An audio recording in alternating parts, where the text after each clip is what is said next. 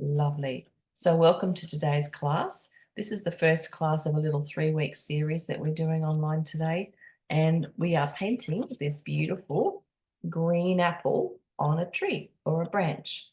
I chose this picture because I think it's a fairly simple shape, but it's also a lovely way to experience tone and light because we've got basically one colour, but we'll be able to use different tones of that colour to create the shine and the shadows on this. So that's our notes page. So you should have received this, and you'll also have received the images as JPEG images. It's good if you can look at those on a screen or print them out separately, but if you can't, just refer to your notes. So welcome to today. I'm going to share my screen now so you'll be able to see what I'm doing on my desk. Hopefully it's not too untidy. So hopefully that will work. Here we go. Lovely. All right, so this is my desk. Normally when I work on pastels, I stand at an easel because it's easier, and pastels are dusty. So if you haven't used them before, when you do, you use these little sticks of pastels, but they're quite chalky and dusty and they drop a lot of dust. So I find it easier to prop it up on an easel. That way the dust drops down into the tray below. When I'm working here on my desk flat, I get a lot of dust gathering because I'm on a flat surface. So it's tempting to blow it off. Try really hard not to, because in my case, it'll go all over my computer and everywhere else. I do like to tip it off, and usually I have a towel to do that, but I didn't get one, so I'll grab that afterwards.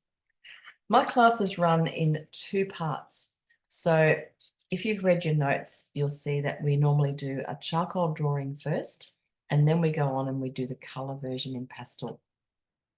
The reason for the charcoal drawing is to help us, A, look at the picture and grid it all up using the grid lines. So what we do is we refer to the layout of the picture with the grid lines when we're drawing it up. And then we come back to the charcoal or the black and white version, and we really look at the tones. And you can see in this picture, there's quite strong difference in tone, isn't there? It's not as obvious in the colour version, but in the black and white, we've got a really strong light area here, and then it goes darker on this side. But there's still a bit of tone inside that apple there. And then we've got some really lovely tones and shapes up through the top there.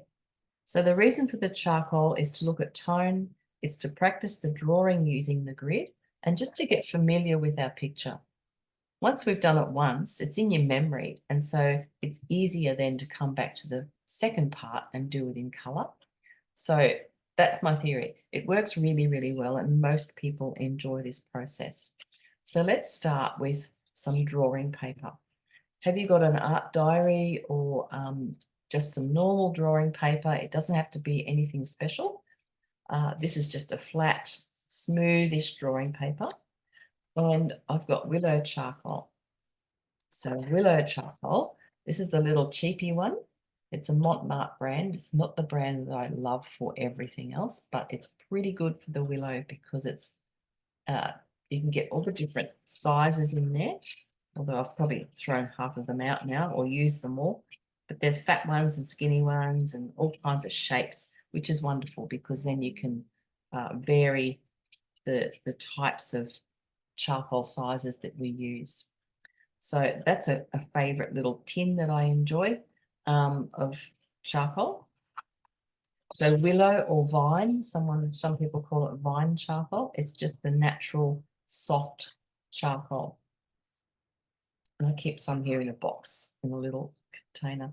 I like to tape my paper down just so that it doesn't move around. So if you've got loose paper, doesn't really matter so much with an art diary, but if it's loose like this, I just like to put a little bit of tape. This is called painter's tape, I think, something like that.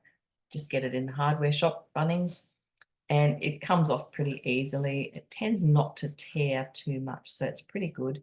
And I just use that to tape my pages down. So I'm just going to tape it down, keep it nice and secure. Now we can come down, and what we're going to do is draw up the dimensions or the shape of our picture. So today we're working in a portrait shape.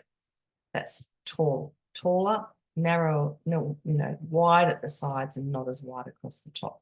It's always important to make sure you know what shape you're drawing in, because if you try to draw this into a square or a landscape shape, it's not going to work. So just be really aware of that. So we're going to draw up. Now, I want you to be really loose for this section. It's about being loose, relaxed, and just enjoy the process. So I would say that that's around about the same dimensions as our picture. So maybe a little bit tall, but anyway, something like that. So this is the loose bit. We're not going to measure anything very much at this point. When we do the color version, then we'll use the ruler and we'll get all our lines and things in the right place. If you are the kind of person that has to measure and wants everything to be perfect, then by all means go ahead. But I'm going to do this by eye. So I'm just going to put a grid line on here. If you haven't used grid lines before to draw, it's a really good way to look at the picture, and what it does is it breaks it down into parts. So my theory, or the way I like to use this, is to section off the picture so that you're not actually looking at an apple or a leaf or anything like that. You're looking at all the little shapes and sections in each quarter. Or if you want to break it down into further pieces, you can do it into 8 sections, whatever you like to do. If the picture's a bit more detailed, then maybe you want to break it down into smaller segments. But for today, I've just done it into 4, so we can look at each section and kind of join the dots. So come with me as we do this. We're doing this together. Unless you wish to just watch and listen, that's absolutely fine. But the whole idea of this class is to do it with me so that we all do the same thing at the same time. Let's start down in this bottom left quarter because that one's pretty basic. It's pretty simple. So we're going to look here down on the grid and we're going to look at where the apple intersects this line. So I can look at that and I can say, well, it's about 1/3 of the way across inside that grid there. So if you put in a little marker there where that intersects, you can say, well, that's about 1/3, because then there would be another 1/3. So I'm going to say that's 1/3 of the way in and put a little mark about there on your page where that 1/3 is inside this section. So 1/3 of this line. So it intersects there. Then we can come down and we can look at the bottom of the apple and look here and see how high up on that line does it intersect there. And I reckon, just going a bit loose, sometimes you can use your fingers to sort of measure a little bit like this. I'd say it's about 1/4 of the way up. So let's say it's 1/4, so we can put our measurement here. If that's half, then this is about 1/4 here. So you put a little dot there. You can see I'm being really loose. There's nothing too precise here. And now we can come down and we can have a look at this beautiful curve. So see, it's not an actual really rounded curve. It kind of comes straight across here, straighter across the bottom, and then it rounds up. So if we just put a line, a loose line, just go loose, up like this, and then round out from that other point.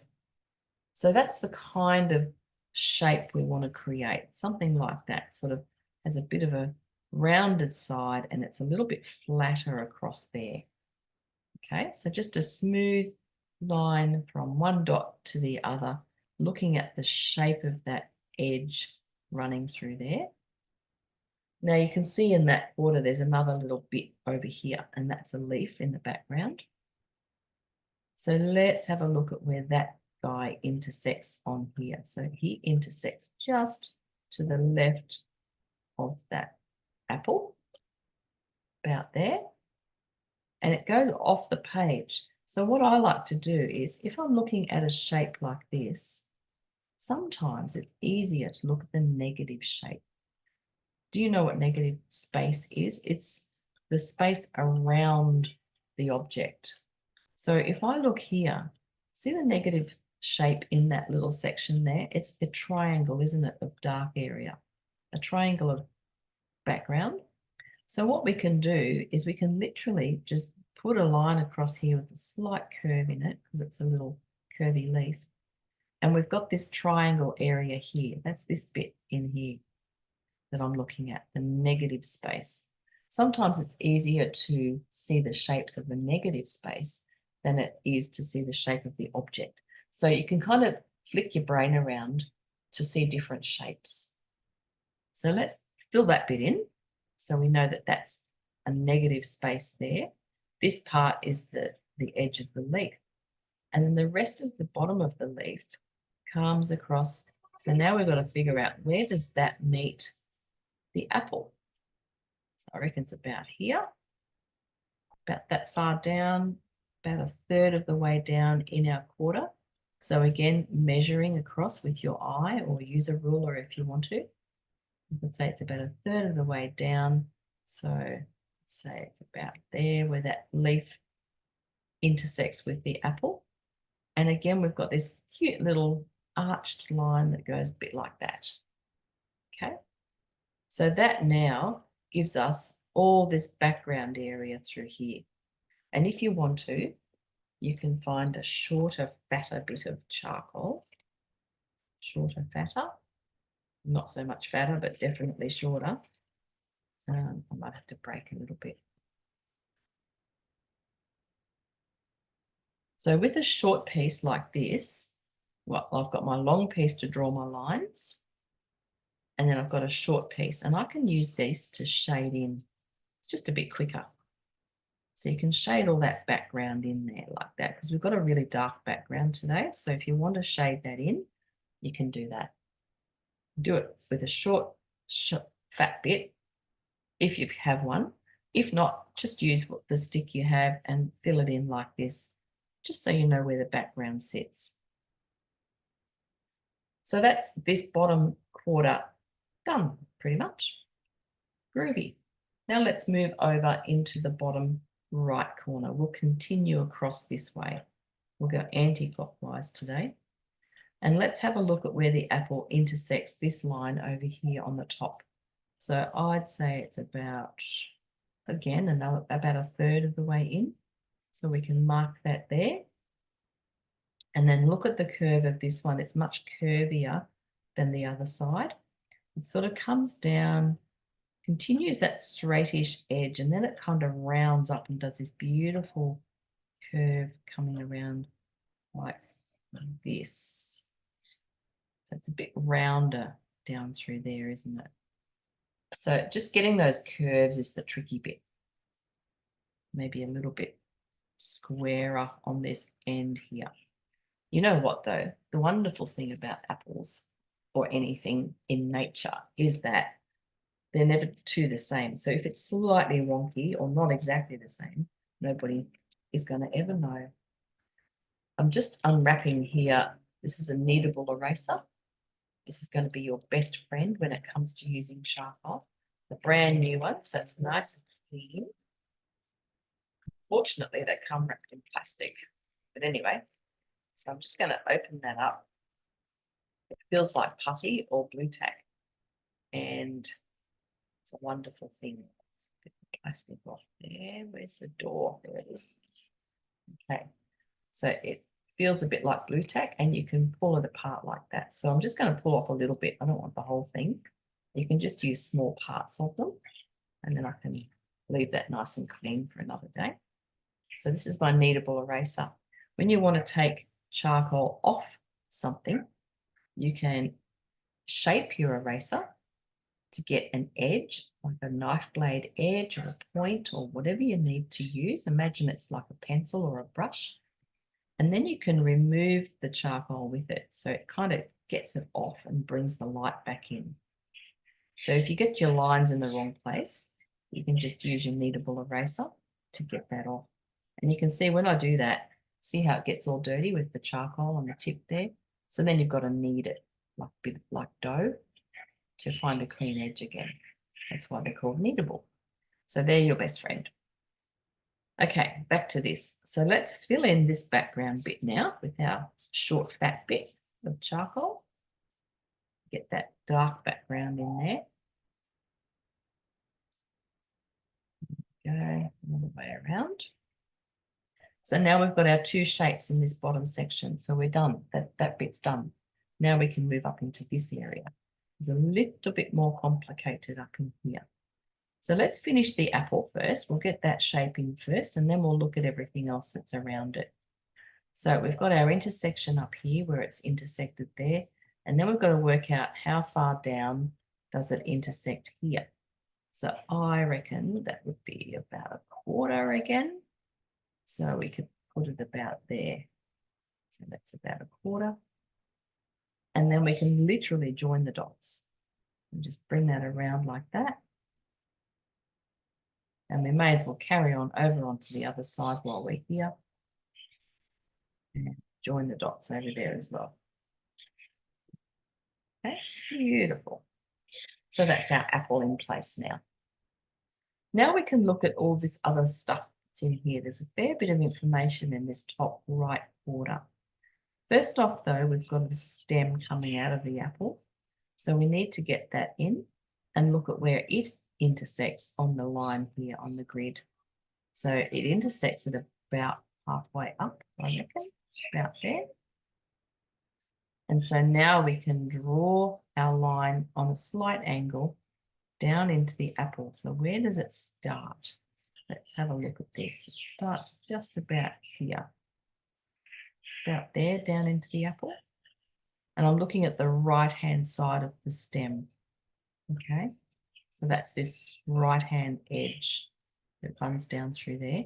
So we can pull that down through there like that and come down about there. Lovely. The other side kind of starts right on the line here, right on that grid line, and then it goes out into the other quarter. But we need to mark in this section here first. Now we can look at the other shapes in this area. So again, we can look at the negative space. So see this dark section here around the apple and below that leaf? That's a really interesting shape. That's probably all we need to look at, right? So on the right-hand side, over here, there's a bit of a leaf that kind of, oops, I didn't leave space for that. Just rub that off there in the background. So there's a kind of just a curve. Now you can ignore that if you don't want to include it. You can leave it out, or you can pop it in. So we can just lightly draw in that soft, gentle shape. That's going to be a blurry leaf in the background. But as I said, you can leave it out if you don't want to use it. And then we've got this line that runs across here. So that's going to create this shape in here, this dark shape through here. So let's look at where that intersects on the side. And it goes down, doesn't it? And it just hits the apple here. So it kind of comes up. Let's look at this. It comes up on a little angle there. And then it goes across to here, which is about just over halfway, just above halfway on the right-hand side of our picture, and slopes down a little bit like this and arches down like that. So now we've got this dark shape in here. You see that? And if you want to help you, you can fill that in too now with the dark small piece of charcoal, just to get that background shape in there. Because we're working on a dark background. So that's that line across there of the bottom of that leaf. And then we can see the top of it continues across, and then it comes up a bit and intersects our stem about there, where it nearly goes off into the other quarter. So it intersects about here. And then we can come down and we can We'll come across here to the other side first, or whichever way you want to draw it. A light line through there, and then it lifts up and it intersects through there. So we've got this shape that comes across like that and then over to there. And now we've got another really interesting negative space up in this area. So that's a cute shape up there. Let's have a look at what's happening. So across the top right of this section, we've got this whole triangle up here of a leaf or something, but it's filled, isn't it, with the green? And so we can start here at the top of our other leaf that we just drew on the edge of our page and draw a line kind of on an angle up through there. So that'll be all that green leafy bit in here. It's quite speckly and lovely, so we can do some fun stuff with that, with the pastels, and get some texture in there. So that's that shape across there. And then we can look at what else is happening in here. We've got this little wiggly leaf here, and we've got this interesting negative space here. So there's like a little dip up, with a curve up like this, and then it comes down and across, and it lifts up about there. So that's the bottom of this leaf here. That's that shape there. And you can check your negative space then. You look at this dark shape here between those two leaves and look at your negative space just to make sure it's around about the right proportion and size and shape. I'm just going to make mine a little bit bigger. There we go.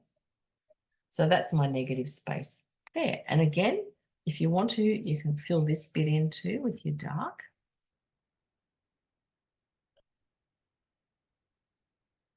Filling that in there.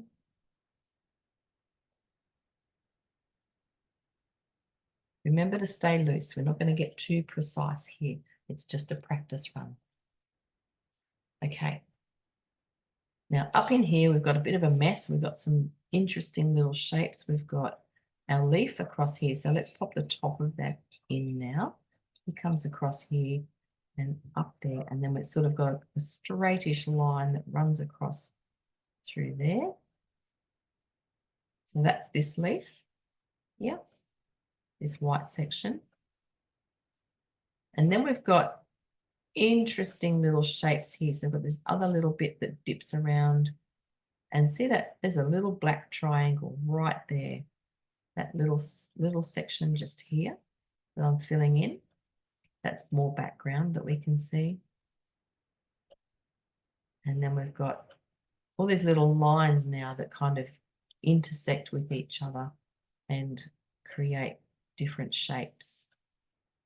So there's this one on this side here that goes over into the next quarter, but you can see the edge of that one there. That's that a little leaf through here. We've got one underneath just there. That's that shape through there with the bottom of that triangle. And then there's a little loopy one over here. It's a soft curvy shape. So see how when you just break stuff down into shapes, it makes it a little bit easier to see. So if we just get our line drawing in now, and then we can come back and start working on a bit of the tone to try and make things look 3D or real. We'll continue over into this top left quarter. I'm trying to not speed up too much because I'm aware that everyone's following along. So just, if I'm going too fast, let me know. Anyway, we'll come across to here. Now this one's got a bit of an interesting shape as well. And there's a lot of beautiful negative space in here too. So let's have a look at this one. Let's continue this leaf across here. So see that shape that comes down through there. Now this is the one that's down here on that bottom left that we started. So it's got a little bit of leaf showing across here behind the apple on the left. And then it comes up behind the apple and joins on to here.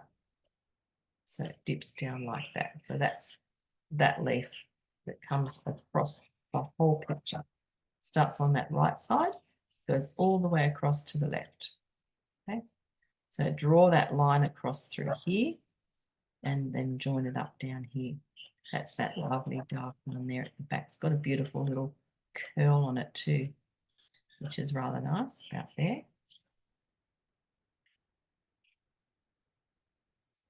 All right. Then we can look at the stem now. So the other side of the stem comes out of the grid line about down here, just at the top of the apple. So it starts down inside the apple, comes up to here, and then it kind of leans over to the left. And we lose most of it because it's behind leaves as we go up higher, but we can just pop in what we can see for now. So that's that bit there. Just checking all my dark areas. And then as we move up here, we've got this really cute little thing. Don't know what that is. Dead something, or I don't know, bud. I don't know. Anyway, it doesn't matter what it is. We can draw that in.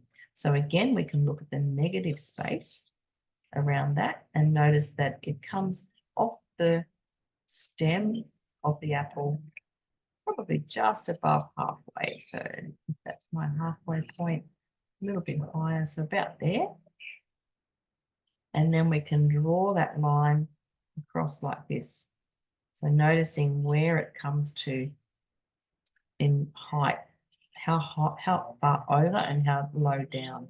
So it's about just a bit more than halfway over to the left and about not quite halfway up. So about there. So that's that little stem. And then we can draw in the other side of it. So bring that down like that. And then it's got this funny little shape on the end, hasn't it? Again, you can look at your negative space to get that shape, so the area around it, rather than the shape of it, if that's easier for you. We all see things differently, so you've just got to find the thing that works for you. I mix it up. It just depends on what my brain's doing on the day or how complicated the picture is. So just draw a little squiggly shape like that, something like that, in that area there. And check your negative space, which is your dark area around it. So if you want to, you can now darken off inside here. Down, down, down.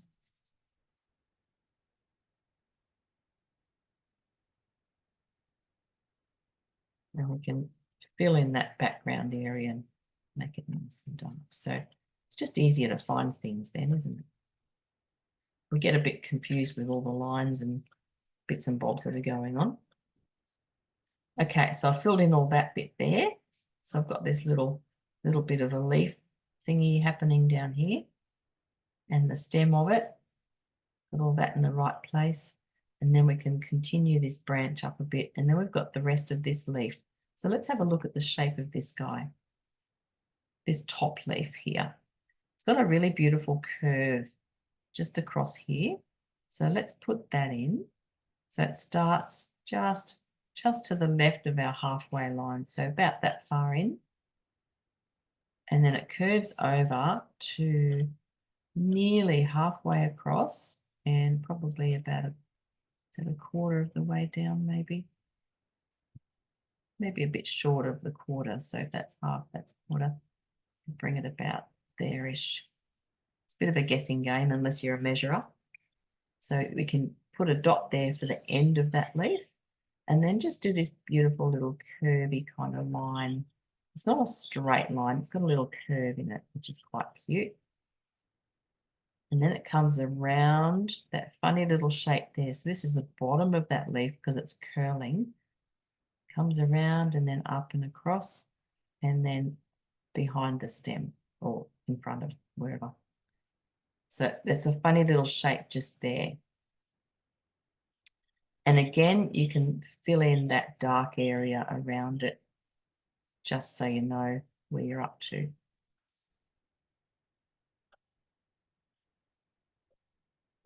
Cool.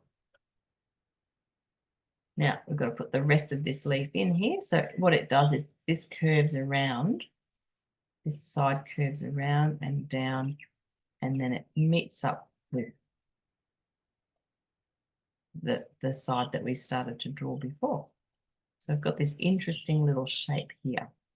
So this beautiful curvy shape here comes up here, joins onto the back line, that curved back line that we did, and then we've got that little bit of leaf showing underneath. And then up the top here, we've got just a branch that goes off the page, bit of green stuff there. And there's also a bit of a green blurred branch across the top there. You can, or if you don't want to include that, you don't have to, or you can put it in, and then we can fill in our dark area, the rest of our dark area, without shorter fatter bit if you have one.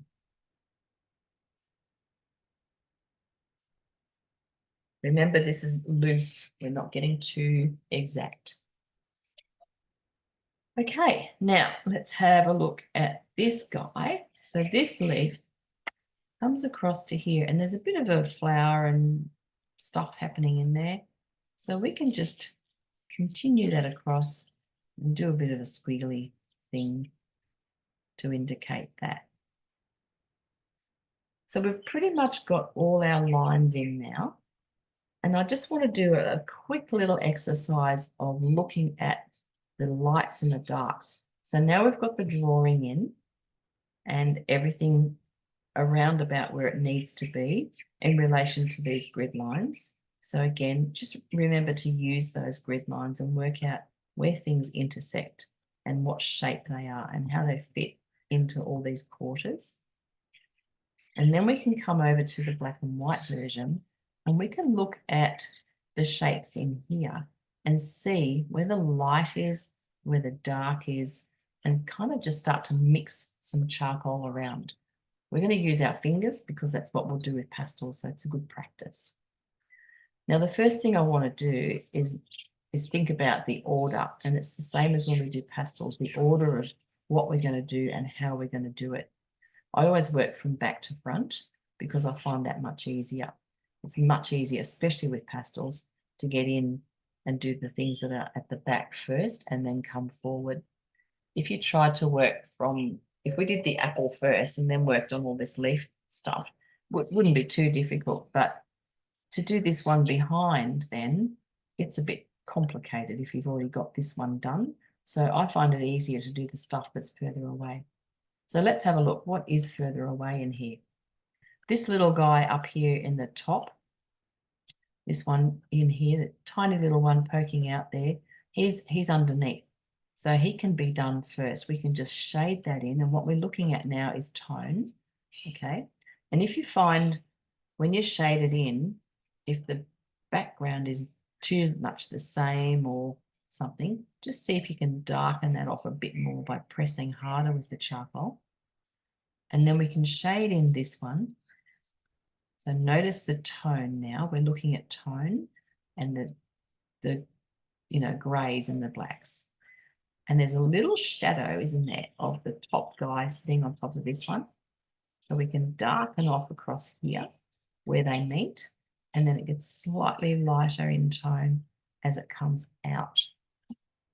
So I know it's a bit hard to see, but what I'm looking at is, it's even too small to get my finger in. I'll see if I can get my finger in there and just give it a little blend, because I like to blend things and soften them off a little bit.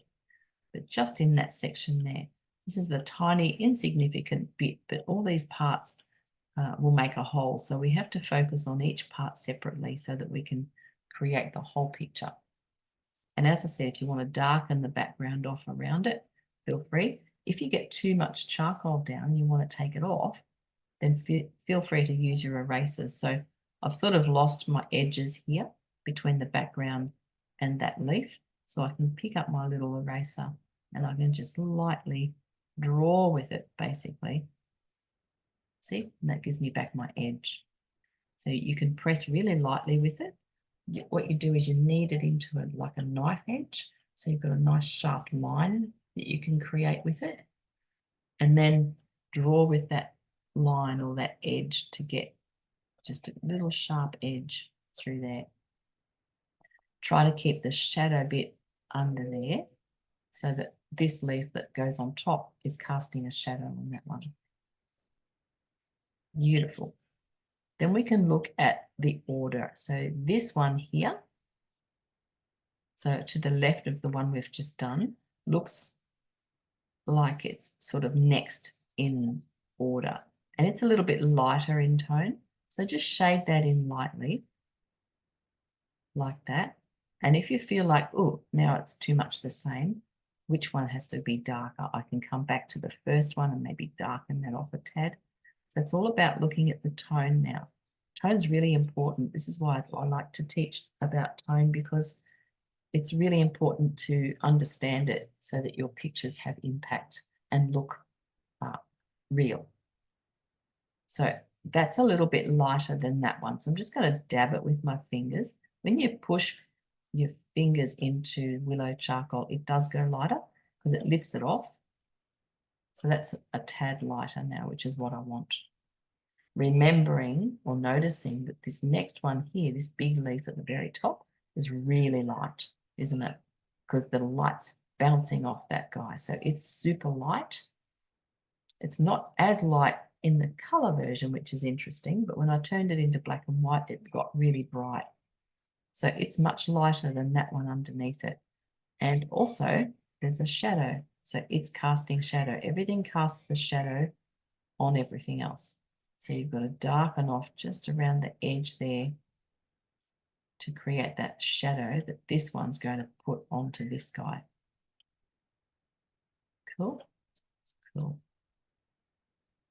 Now we can look at this one here. This is our really bright one. So the under section of that, which is over here on the left side, is not as bright as the top because it's in shadow. It's underneath, but it's also a bit lighter than the background. So I'm just going to lighten that up a little bit. Use your kneadable eraser as much as you need to. It's really good, great little tool to get your lights back in with your charcoal. So just lighten that up a teeny weeny bit. I don't want it to be as bright as the top of this one, but it's still got to look like it's joined onto it. And again, you might want to darken off the background around it. I must have taken the top off. No, what's happened here? The top of that top branch that we drew in down here is not in my black and white picture. So I'm going to get rid of that actually. Take it off. Don't want it. Fill it all in. This is the joy of being an artist. You can adjust things. Okay, so I can darken off around it just to make sure I've got it nice and black, and then the greys will stand out a bit more. Now this guy on the top, it's really light, but see on this edge here, it's curling down a little bit. So we've got to make that slightly darker because as it curls away from the light, it's got more shadow on it. That's that section there. And we also want to take out that grid line now because it's interrupting my beautiful white shiny leaf. So remember, you can use your eraser to take out all your marks and lines as well. And see how I've just put a bit of dark across here.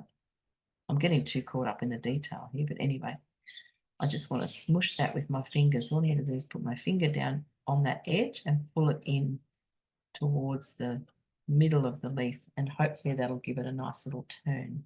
So it's going to look like it's turning away from the light, curling away. That's my plan anyway.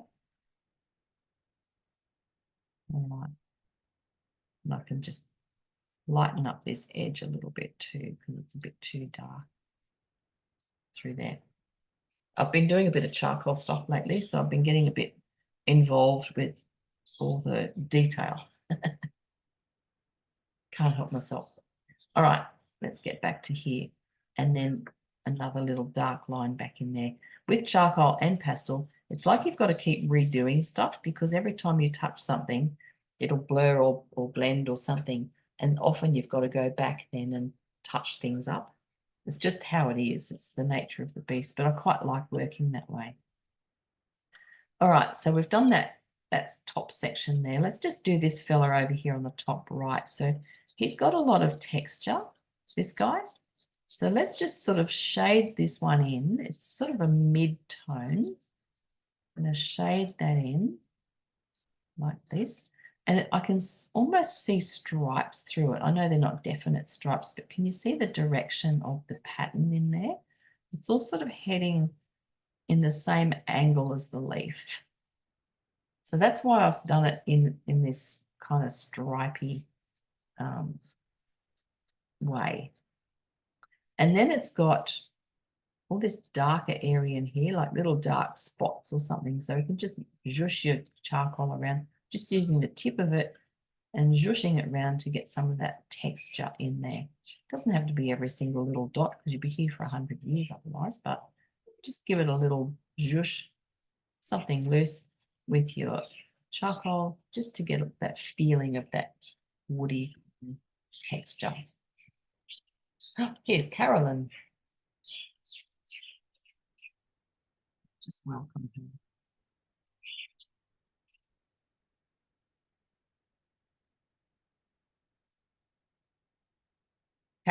Carolyn will be able to catch up, I'm pretty sure. Or maybe she'll just do the colour version. She's connecting at the moment. Okay, so we're just zhooshing around in there, getting a bit of texture and pattern happening in that leaf. Again, noticing the tones. Morning, Carolyn. I hope you're well. Can't see your face. We've already started because we started at 9. So I don't know if you want to race ahead and join us in the charcoal section or hang off until we start the colour version. But I will carry on and you speak up if you need to. Okay. Bit of texture through there. If you feel like you want to get a bit more light in there, you can use your kneadable eraser now, and you can just do little dabby things like this. So this is a nice way to get some texture into your charcoal, just for a bit of difference from everything else that's on there. Alrighty. Now we can move down and you can see we've got this leaf here in the background. Let's jump down to that one now because it's sitting in behind this apple. So we want to get him in before we do the stuff in front. So let's look at the tone of this one. We've got a lighter grey stem, comes down through here like this. And then it's got this cute little curve there. See that little fold there that sort of comes up in front of the leaf where it comes off the stem. Bit hard to see with my filthy background. Not being quite dark enough, is it? Darken that off a little bit more. And then this leaf at the back now, I think I've made it too tall here. Anyway, I'm just going to fill in some of that. It's quite dark, so where it comes down through here, fill in more of my background. This section through here is quite dark, nearly as dark as the background, but not quite. So we can darken that off a little bit more. Down through here. Make this background blacker. This is the trouble with charcoal. You've got to keep touching everything again and just, redoing it to make sure you've got the right tones. So this leaf through here, I'm just going to put my fingers into it and kind of blend that in a little bit. And then you can use your fingers. If you've got charcoal on your fingers, you can just pull some of it down into the rest of it. So just putting that in. It's just a soft little suggestion of a leaf. It's not a strong one. It's a bit blurred off in the background. So we can just let that sit there in the back. I do want to highlight this little fold up here. So that means I need to get a bit darker so that the lighter of the fold can stand out. So again, just coming down, darkening that off a bit more. And it's got a little light section right down here on the bottom left. So there's a little shine on the end there. So you can leave that there if you want to. Lighten it off a little bit with my fingers because I don't want it to disappear into the background completely. Where we've got the stem, you can use your eraser to lift some of that charcoal up. It's just a suggestion in the background, isn't it? Don't get too caught up in the detail like I am. Now, let's get these other leaves done. So this one up here, see, we've got this cute, another little curl on the end. And of course, I've covered up the area up there where it's got to go. So I'm going to take that out now with the eraser. Take out that bit there just to get that little bit of shine on the tip of that leaf because it's quite lovely. It's those little curls and curves and curls on things that keep them interesting. So it kind of twists around. It does this. It's got an end like this. And then the top of the leaf kind of twists like that, comes over. So this part twists around and becomes the rest of the leaf. And this is the underside of it, this light section here. And then it gets darker over here.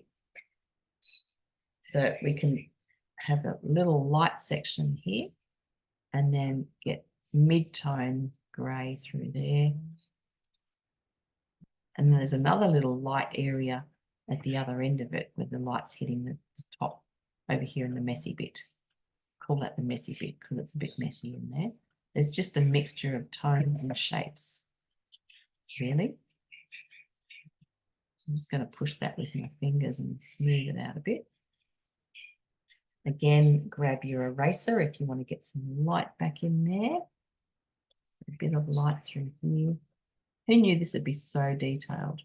It's amazing, isn't it? You can look at a picture and think, oh, that's pretty basic. And then when you start doing it, you realize that it's not actually. Okay, so we've got our leaf there. I'm not going to get too caught up in the detail. We just want to look at the tones and notice the light and the dark. Okay. Beautiful, beautiful, beautiful. Now we can look at the stem because it's behind all this stuff. And it's a mid-tone as well. So we can just fill that in with a nice little mid-tone. Bring that down into the apple, down in here. It's getting all a bit grey and dark, but never mind. Lighten that off a tad with the eraser. So again, you can use that to get a little bit of light back into here. And I don't know if you can see it, but on the very edge, on the very left edge of this stem, there's a shine, just a tiny shine just through there. I used my eraser, I made a knife edge with it, and I just want to draw a little line, just a skinny little line through there. Went too fat, so now I can clean it up a bit with this charcoal. Get it dark right on the edge there. Just want that little bit of shine to come off the stem.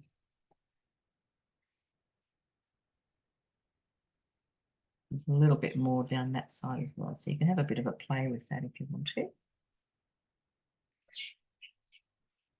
And then in here, there's all this squiggly sort of stuff. So I'm just going to do a bit of a squiggle. I don't know what that is, but you can just put some shapes through there. Doesn't really matter at this point. And then we can look at the stem that comes down into this little leaf or whatever this is here. So it's kind of dark where it comes off.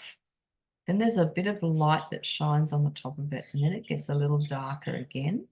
So see if you can leave this section here where the light is unfilled.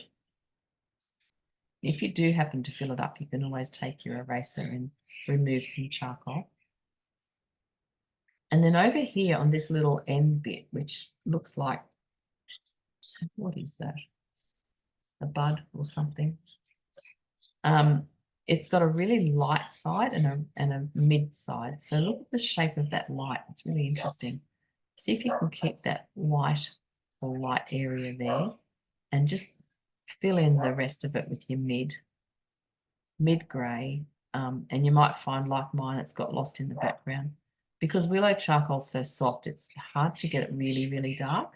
So you can't get really black with this stuff, which is why everything's kind of looking a bit grey. That's okay. It's just a practice. We're just getting to know the picture so that when we do it in colour, we'll have the information we need to get the shapes and everything in the right spot. I'm just going to lighten that up a tad with my eraser so I can see it against the background.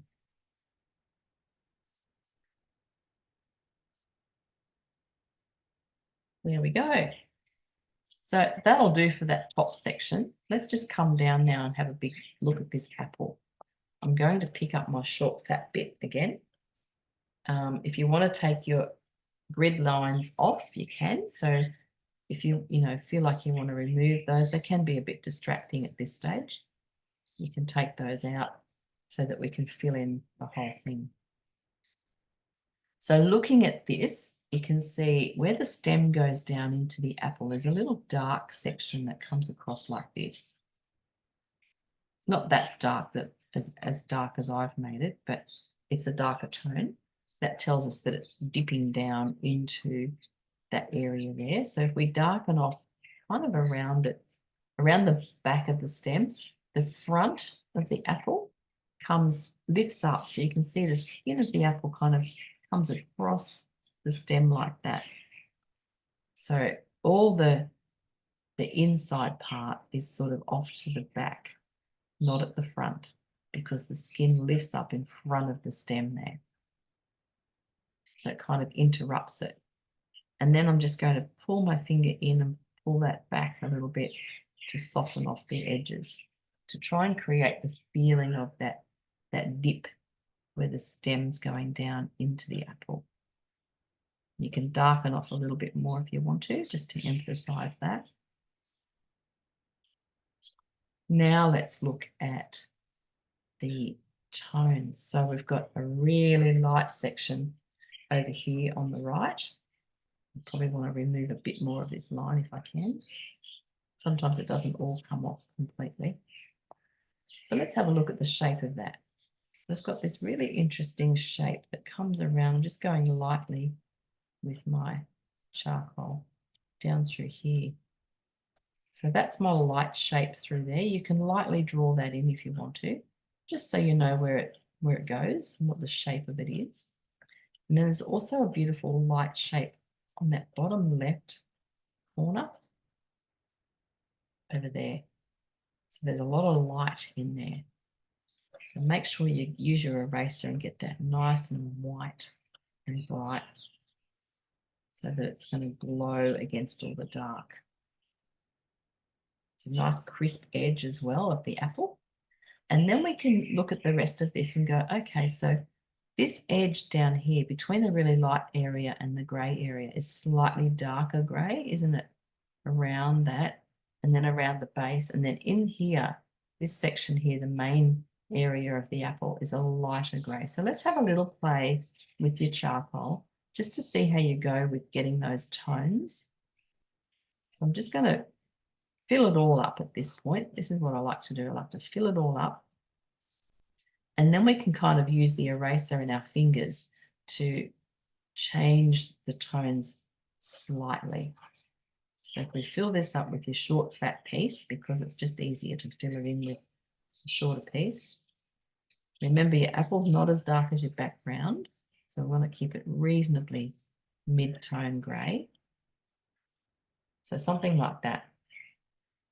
Once you've done that, then we can get our fingers into it. So let's just push the fingers in and blend it in so it gets all lovely and smooth. And that edge between the really light bit and the grey bit is a bit blurry. So we'll see how we go trying to blur that off a bit. Be careful try not to get the white or the light bits filled in. If you do, it's okay, we can take it off. But we're trying to get a lovely smooth effect here because this apple's really smooth. So we'll make it nice and smooth. even. And you'll notice the more you push with your finger, the lighter it kind of gets, doesn't it? Sort of keeps lifting it off. It's just the nature of the beast. So I've got a dirty little finger. You can use your towel or your paper towel or something to wipe your finger a little bit if you want to get some of it off. I want a clean finger so I can run it down through here and try and blur off that edge there. Softly, softly. Something like that. Cool. Now we need to make this look round. Oops, just put a dirty finger in my light bit to get that off. We want to make it look round. So to do that, we need to lighten off in here. So I'm just going to pull my eraser down like this. So what you've got to do is think about the shape of the thing that you're drawing or painting and move your eraser or pastel or charcoal or fingers or whatever it is in the shape of it. So this is a smooth round apple. So we want to do in a smooth round shapes. And by pulling that around with the eraser, as you go and you keep using the same side, if I keep using this side, it's actually not taking it off. It's just sort of blending it now because I've got black on there with the charcoal on the eraser. And it's kind of just moving it around, which is not a bad thing. So you learn to kind of use the eraser in different ways to either remove or blend or push things around a little bit. It's darker at the bottom of the apple. It's lighter here because it's the front. It's really light there because that's where the light's hitting it. So you've got to consider all those things to try and make it look round. And it's all about tone. So darkening off, you need to come back again with more charcoal if it's got too light. And you can put more on to darken off underneath. Maybe around there to that side. Just really study the picture and notice where it's darker and lighter. I want to try and keep this main area here a little bit lighter, just so that it's got that rounded effect. Looks like it's rounding around.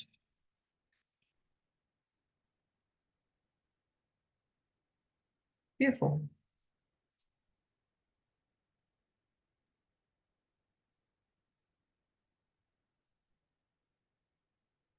So you can muck around with this till the cows come home. You can put it on, take it off, push it around, do all the things. It's a very time-consuming medium, this one, but very satisfying too when you can get those beautiful tones to work. But we're not going to spend all day doing this. I just noticed there's a tiny shine just here. You start to notice these really tiny details in things and putting the light in where it's the lightest. And just, even if they're just little slivers of light on the edge of something, it's what makes all the difference. If you can notice those things, put them in, it really helps to bring things to life and give them context. So now we know where the light is and what it's reflecting off, etc. There's also a tiny shine across the bottom here, just on the very edge of the apple. So all those little things just make so much difference.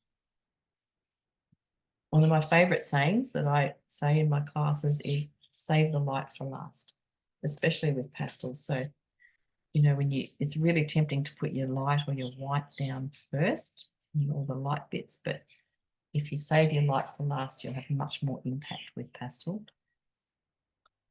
So you can muck around here for a while and really look at the tones. Notice how it's dark around the stem, how the skin of that apple rises up in front of the stem. So this side, you can see the front of it comes across here like this, in a little arch. So the back is darker through there. So just noticing all those things. But we're going to leave it there and move on to our pastel. Otherwise we'll run out of time. I usually try to only do half an hour of charcoal, but anyway, we're an hour in now. So Does anybody want a break? I'm just going to look at your faces and you can nod at me if you do. No? Everybody happy to carry on? Yep. Okay, groovy. Let's go. So we're going to move our charcoal away. Give your hands a clean if you need to. That was just a little practice one to get familiar with the picture. I have a piece of pastel paper here, Colour Fix paper. It's the Art Spectrum brand. It's what I use in all my classes because it's a good quality paper. You can reuse it. You can actually wash off paintings and use it again, which I'll do a little demo of maybe next week. And it just works really well and it's a good size. So this is Colour Fix paper. I think I get mixed up between aubergine and elephant, but there are two purpley tones. This one might be elephant. It's one of my favorite colors to work on because it's a nice mid-gray tone. Tape your paper down so that it doesn't move around. There's nothing worse than trying to hold the paper still with one hand and paint with the other. So if you tape it down, you don't have to worry about that. I'm just going to grab a towel because I'm going to need that to get off my dust.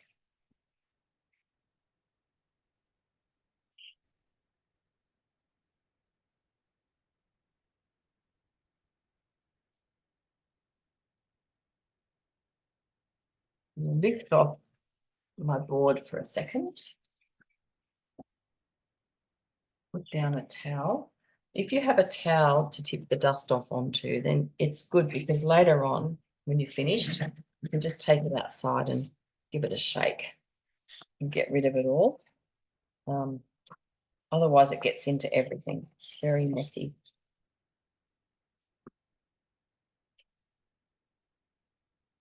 Okay, that's better. So I work on a board because, again, that's easy to move around. I can take it with me, put it on an easel or do whatever I need to do with it. So board is good. Just move that over to there. So this is our pastel paper. You can tape it all around the edges if you want to, or you can just tape the corners. I've done a very untidy job of that, but never mind. So what we're going to do first up is draw it again. So we've already practiced drawing it once. Now we know where things need to go because we've done it one time already. So now we can do it again. I'm going to use a white charcoal pencil only because it's going to be easier for you to see it on the screen. If I wasn't doing it on the screen or for someone else, I would use charcoal, normal, what we've just been using, our willow charcoal, because it's really easy to remove off this paper. I'll just show you an example. So if I put charcoal there, right, and then white pencil, which I just did quite light, there's my eraser. Now, as we go on, if you don't fill the background in, you're going to want to remove your grid lines. So if I try and get my pencil off, see how that's not really moving with my eraser? I really got to, and it just kind of stains the paper, which is great when you're drawing with it. But the charcoal comes off much easier. So it's much harder to see the charcoal than it is to see the pencil. So I would use charcoal just so that I don't stain my paper. However, so that you can see what I'm doing, I'm going to do this in white charcoal pencil. So I don't know if you knew that, but you can buy white charcoal pencils and they're great for drawing with pastels. They're actually a little bit softer than the pastel pencil, so they're a good option if you want to do a little white dot in an eye or something like that. The white charcoal is a really good option. So let's measure this up. We've got 23 across. So we'll find our halfway mark, which is 11.5. I'm using a ruler this time because I want to make sure I'm a bit more precise. So 11.5. Put my grid line on down here. Just going to press lightly because I'm going to try and get it off later. Nice and light. The long side is 30, so that's 15 is halfway. So put my grid line on there, 15 centimeters, nice and light again. So there we go, I've got my grid line drawn on, and now I can refer to my color version again. I'll just move this over so we can see what's happening on the screen, to draw up all my bits and pieces. So we've done it once, which is awesome because now we know what to do. So again, we'll start in our bottom left-hand section and put a mark where this intersects on the line there. That's this line here. So mark there, and then a mark on the bottom where it intersects there. So it's about a quarter of the way up, about here. Okay, and remember this curves around and then it kind of goes a bit sort of straightish across to there. So let's see if we can get that shape in. I'm just going to press really lightly, because if I press too hard and I want to get it off, I won't be able to. So I'm just going to go really light. And then if I'm sure that it's right, then I can go a little bit harder if I want to. But this is just for you, so you can see where the drawing is. Running around like that. Beautiful. Okay. And then we had this leaf that's over here in this section. And again, remember we had our negative space, so that little triangle of dark background through here.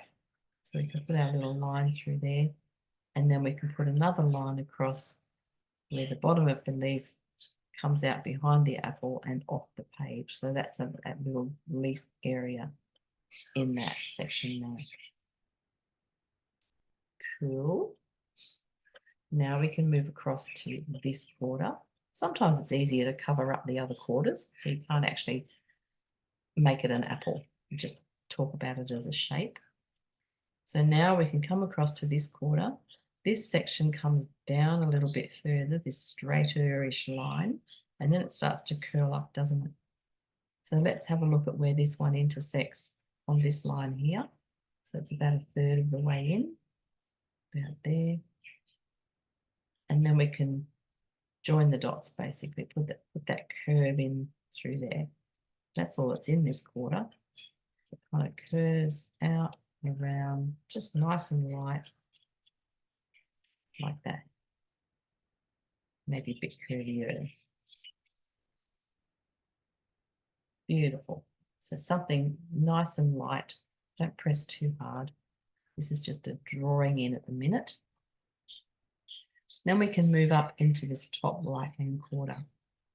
So we can continue our apple across, and we can see that it intersects the line about there, which is about a third of the way up. So I'm going to say it's about here. Leave this up for a second. About there. So then we can continue that across like this. That beautiful curve of the apple up through there. And then we've got our stem. So we can look at where the stem comes out of the apple. It's about this far down, out there. It's like the front of the apple with the stem coming out behind it, and it's about this wide. So I'm looking at the bottom here where the stem comes out of the apple, this wide here, and then it goes up and intersects our line at about there. So we can draw a line, and it's not perfectly straight or curved. It's got this little bend in it. So look at the bend. There's a bend about there. Kind of bends over and goes off to the left. So it's a cute little bend. That's that line through here. And then we can look at this negative space here. So let's have a look at that. This is where this leaf at the back comes down, and it actually comes right down here where this intersects here, where the stem and the back of the apple intersect, is where that leaf edge comes to. So we can bring that up like that, and we can look at where that intersects the side of our picture. And I'd say it's probably just above halfway. So 15, 750, about there-ish. So then we can kind of draw our line across, and it comes across and then kind of dips down to that part behind the stem there. So again, looking at your negative space, that dark area around the leaf, that's this part in here. I'm going to leave out this blurry green bit over here for now. I might change my mind later, but for now, it really doesn't matter at this point. So I think I'm going to leave that out, just not put that in until we'll think about it later. We might not. You have options. So we've got the bottom of this leaf coming across here. Now I'm going to continue the top of that leaf. So we've got a stem, comes across like this, and then at about a third of the way across, it lifts up and sort of arches and intersects about where this stem goes off to the other side, so about there.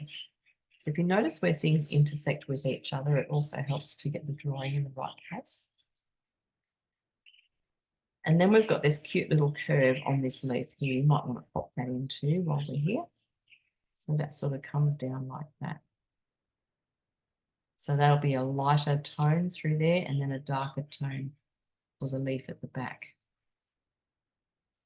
Cool. Now we can move up and we can look at this big triangle at the top here.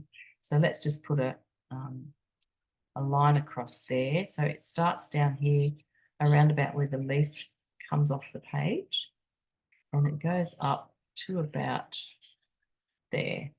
So you just draw a line up to there. It doesn't have to be perfectly straight because it's obviously a leaf or something organic. So it doesn't have to be super straight. It just puts things in place. And then we've got this little leaf that sits underneath it there. So that's that one that's right at the back that we did first last time. So he sits about, where does he sit? About here.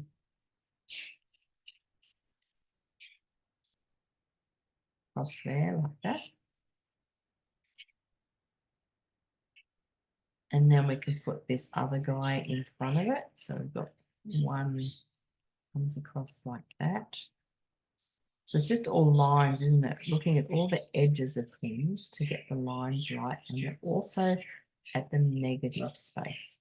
So remember, we've got this little dark triangle in here between these two. And it starts with this leaf that comes across. So we can put that one in. Looking at the negative space around it and noticing where it intersects.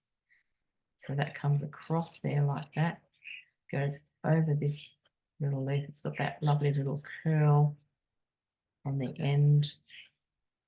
And then it dips down, and again, looking at the negative space between these two leaves, you can see that dark section, that dark shape in there. So we've got those ones drawn in. Then we can have another look at this shape down through here. So that bright leaf that comes across and curves around here. So it's just a gentle curved shape that comes around like this. So notice I'm just drawing really lightly.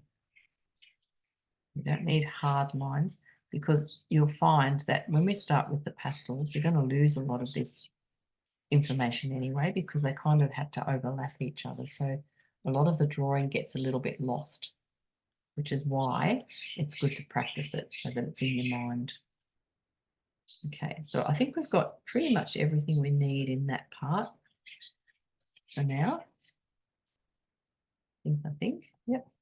So now we can move over into the top left quarter and we can continue up here and finish this one off. So let's bring the stem over. He comes up to here and the other side of the stem starts down here in the apple, right on that halfway line, and then it leans over to the left, goes up there, gets lost under the leaves. Cool, cool. And it's bumpy too. It's got lumpy, bumpy bits on it, so don't try to be too precise. We can continue our apple. We better finish off the apple, then we know where everything else is going to be. So let's join the dots and get the top of the apple done. Got quite a nice little shoulder on it over here. Lovely shoulder. Round shape there. Lovely. We can continue that background leaf now up behind it. So that goes sort of up through there. And then if we carry on through the top here, bring that line down through there. So that's our background leaf that goes down behind the apple, down through here. Joins up at the bottom there. Okay, let's put in the rest of this leaf up the top here. So he kind of comes around like this, joins onto our stem. There's a bit of fluff and bubble. I don't know what all that is, but it doesn't matter. I'm just going to put colour in there and shapes. And then we've got the rest of this big leaf at the top, so we can continue that around and draw a beautiful curl. I love curls on leaves, they're so nice.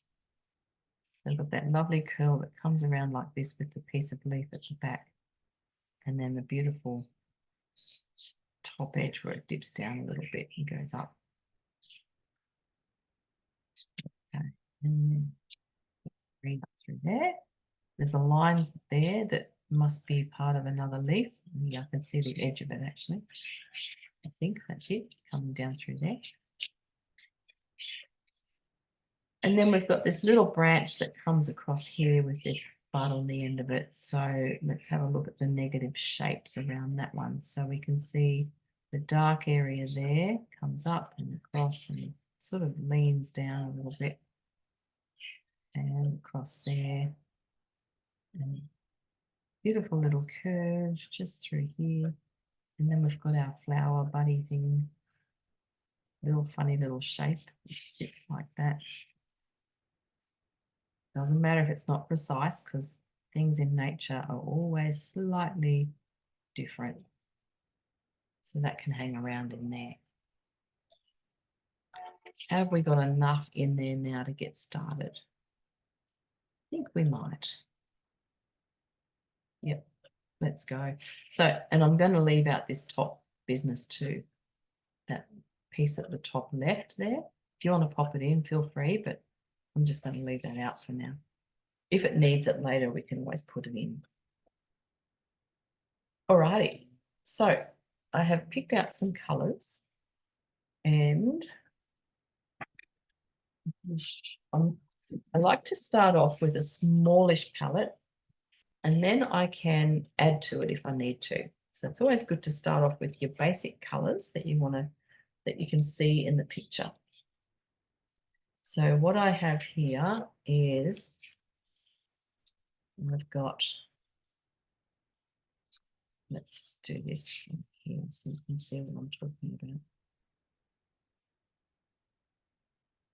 Okay, I have got, I'm going to go in tones. So I've got a dark purpley colour, which if you're using Art Spectrum, it's called blue violet dark, but something deep and dark. I try not to use too much black, but if you want to, you can, if you like black. We're not going to need a lot of dark today, but it's good just to have a little bit of dark in there that we can use to emphasize some shadows. So that's a blue violet or a deep, deep violet. A deep, deep blue would do. Anything really dark would be good. I've got a little bit of brown to do the speckly bits on that leaf and a little bit of work in the apple and maybe on the stems. So I just need a little bit of a browny colour. So these are all different kinds of pastels, some different brands. Some are square, some are round, some are hard, some are soft. And as you work with pastels, you'll get to know the different brands and how they feel. Also got a bit of red because red is complementary to green and it's really nice to use in some shadows. So that's a bit fun. So a bit of red. And then I've got some greens. So we need a few greens. I've got 4 there. So this one is my darkish kind of olivey green. Then I've got a mid green, which is quite nice. And if you've worked with greens and pastels before, you'll know that you never find the perfect green, ever, even if you have a gazillion of them. I've got all the greens in the world, but I never find the right one. Then we've got this lovely limey green, which is going to be delicious in this light area and for some of the highlights. And then I've got a very light yellow colour, which I'm going to try to use for my highlights instead of white. So I'm going to save this one for last. Okay. So when I pick out my lights, I like to use a golden or a yellow tinge rather than just flat white. Sometimes white gets a bit, I don't know, flat, isn't quite as bright or illuminating as I want. So often it's got a yellow base that I use instead of my white. I may well pick up white right at the very end just to touch up a tiny bit of a highlight, but this will be my lightest at this point. So save your light for last. So they're my colours that I've picked out to start with. We know that if we want to, we can go and get more, darker, different, whatever you need to do. But I think it's good just to have a little palette to begin with. So I'm going to let you pick those out and get yourselves organised. You're going to need your eraser, probably not as much as we did with charcoal. You might need a little bit of charcoal as well. Throw a stick of that in there, just in case. Sometimes charcoal is good just to get into the tiny areas where you want to get a bit of a shadow and your sticks are too chunky. So sometimes your pastel sticks are quite chunky and they're hard to get in for the detail. So I don't mind having a bit of charcoal handy to do that with. And once you've got all your colours ready, then we can get started on the fun bit. I will be back in about 3 minutes. And I'll leave you there to get that sorted out. Also, you're going to need a little towel. So I've got, or wet ones, whatever you've got handy, but I like to have a little towel that I've just torn up. One end is dry, the other's wet. So I can clean my fingers off in between colours and dry them off on the towel. Because sometimes if you pick up a light colour and you've got a dirty finger, it will contaminate it and make the colour dirty. So have a little towel or some wet ones or something handy that you can clean your hands with. See you in a sec.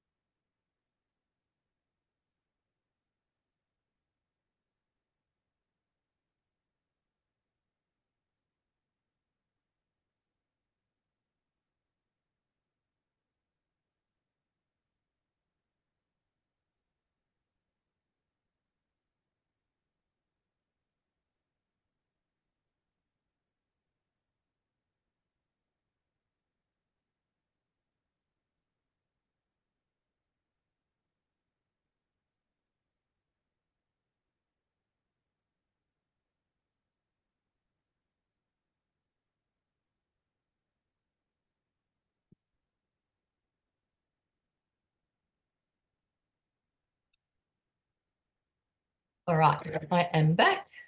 Let's get started. This will be the fun bit. Okay, so I've got my little palette here. I like to keep them separate too so that they don't get mixed up in my other pastels, so that if I don't finish my artwork, then I've always got my palette there and ready. The lovely thing about pastels is that you don't need water, nothing dries out. You can pick up any time. You can do it for 5 minutes or 3 hours, whatever works. Nothing sets. Okay, let's get started. Let's block in all the midtones. So I'm going to pick up this yummy green. That's my middle green. And I'm going to start to just block in where I can see green, which is pretty much everywhere. So I'm going to fill in, and I'm using a short stick. So often if you buy the long sticks, you might want to break them, because a short stick about this size is ideal. If it's long, you can't lie it down and pull it around and fill in areas. It's too long. So if you've got long, brand new, beautiful sticks, you might want to break them. And we're just going to block in where you can see green, which is pretty much on all this area here, well, pretty much everywhere. Just go lightly. So you don't need to fill it up too much. This is fairly soft, this pastel. I don't know what brand it is, but it's pretty soft, so it's filling up nicely. If you've got a drier pastel, it will take a bit more work to fill up the tooth of the paper. Now we're going to keep going over these a few times. So if you don't get it filled up this time, don't stress.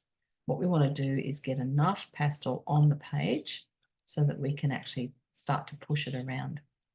When you get to smaller sections like this bit here under the leaf, you might want to tilt your pastel and just use the end of it to fill it in rather than lying it flat on your paper.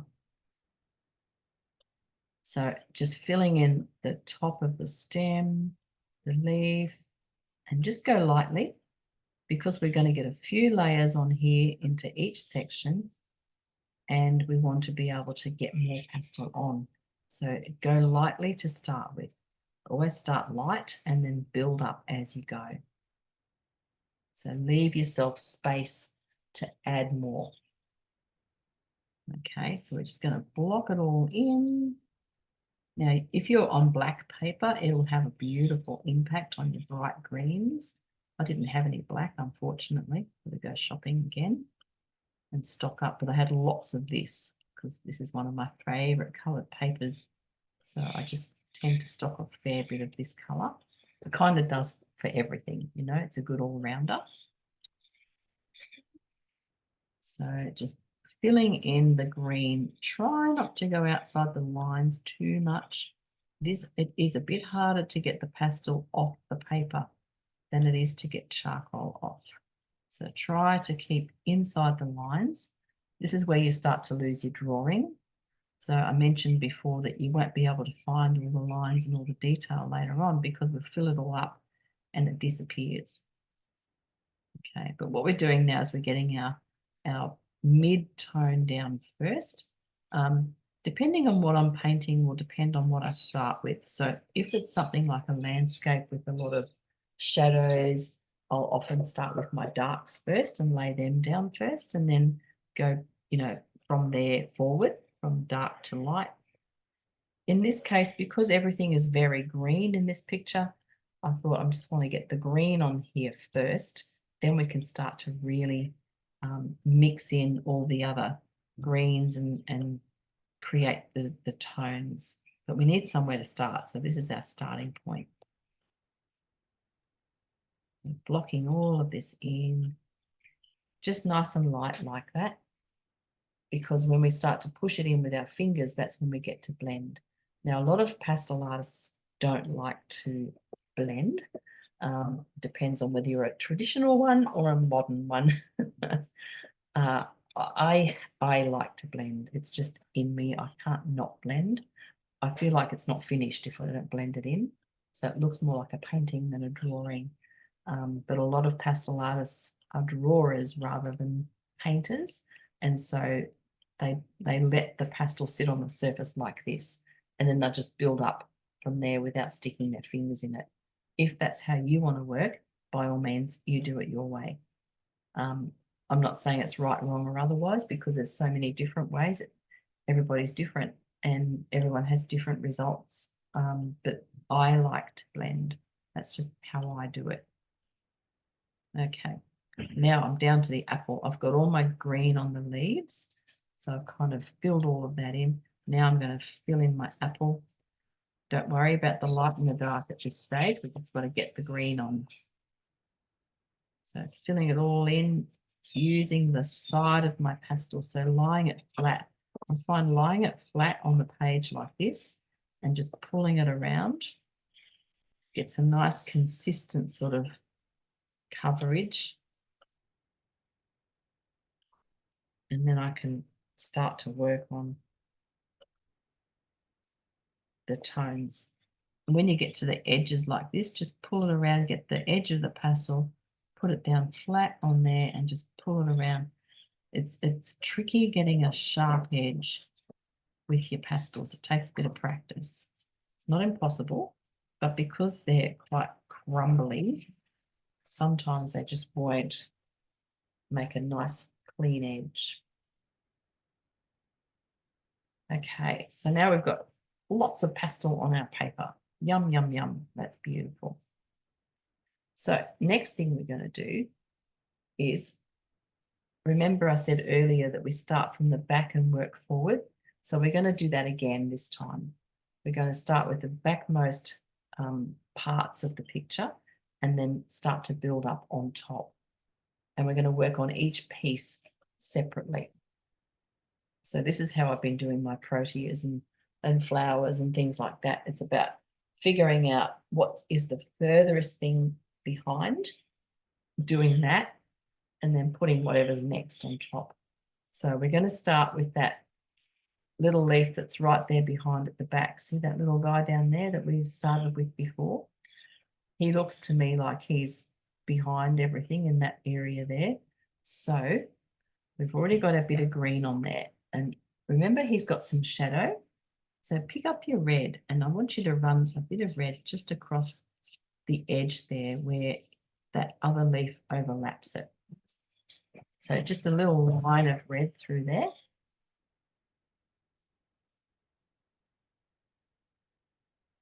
And then I'm going to put a bit of this. This is this khaki kind of green. There's a little bit of that in there. So I'm just going to put a little bit of that over that red now. So this is when we start to blend our colours and we start to create some really yummy, yummy blends and tones. See that? Now, this is the tricky part. This is where your fingers come in handy. If you have got big fat fingers and you find they're too big to get into some pokey little areas like this one, then blenders are a really good option. I'll just show you one. This is one little blender. It's actually a Montmartre brand. They're not called blenders. They're called shapers. Shapers, if you're looking for them. And they have a rubber tip on the end, and they all come in different shapes at the tops. So this is just happens to be the one that I have handy. So if your fingers are too fat, you can use that. I'll show you with my fingers first. So what I do with my finger, I want to get it right on that edge where the leaf overlaps the other one, where the dark side is, and I'm going to flick it and pull the pastel out. So I'm trying to create, see on the picture there, that subtle shadow. So what I want to do is have a shadow under there, and I'm going to flick it and pull that dark out in towards the green section. So hopefully it'll start to look like a gentle blend from the shadow into the green. Now, I feel like that's not dark enough. I feel like I want to go a bit darker. So what I did, I'll put the pad of my finger. I'll just show you the technique again. This is my big finger. You might want to use a smaller one. I feel like I've got a bit more control over this one. Pad of the finger right on the edge there where the dark area is, and I'm going to flick it this way. Flick it towards me where the lighter green is. So I'm just putting it down and flicking it, and then move across and do it again. all the way across that leaf until you get that beautiful gentle blend. It's as if you have a brush in your hand and you're flicking the brush. So imagine your fingers are brushes. If your fingers are fat and you happen to have a blender handy, then you can do the same thing with that. You put the blender down and flick it out. So put it down on that edge and flick it out. So you're kind of pulling the shadow color into the other color. So you get a lovely soft merge from one to the other without a hard line. But remember I said, I feel like it's not quite dark enough, and I do love my darks. Don't be afraid of the darks. This is my darkest blue violet or dark purple. Tiny, tiny bit on there, just a teeny weeny bit. Just a little stripe like that. Don't want much because it's very strong. And then I'll do the same thing. So now pad down and flick. See how that's flicking? So it's not as dark now. Once I flick it, it gets less dark, but it's created a really beautiful shadow. So the red in the green creates a gorgeous muddy kind of color, but just touch a tiny bit of that dark violet on there, and that'll give me a really nice little shadow on that leaf. And I just want to touch up, just referring back to the picture again, I'm going to put a bit more of this green on that outside edge now. Just gently, just a tiny bit, it's touching that on. So just dabbing it like you would with a brush, and then just again dabbing it with your finger.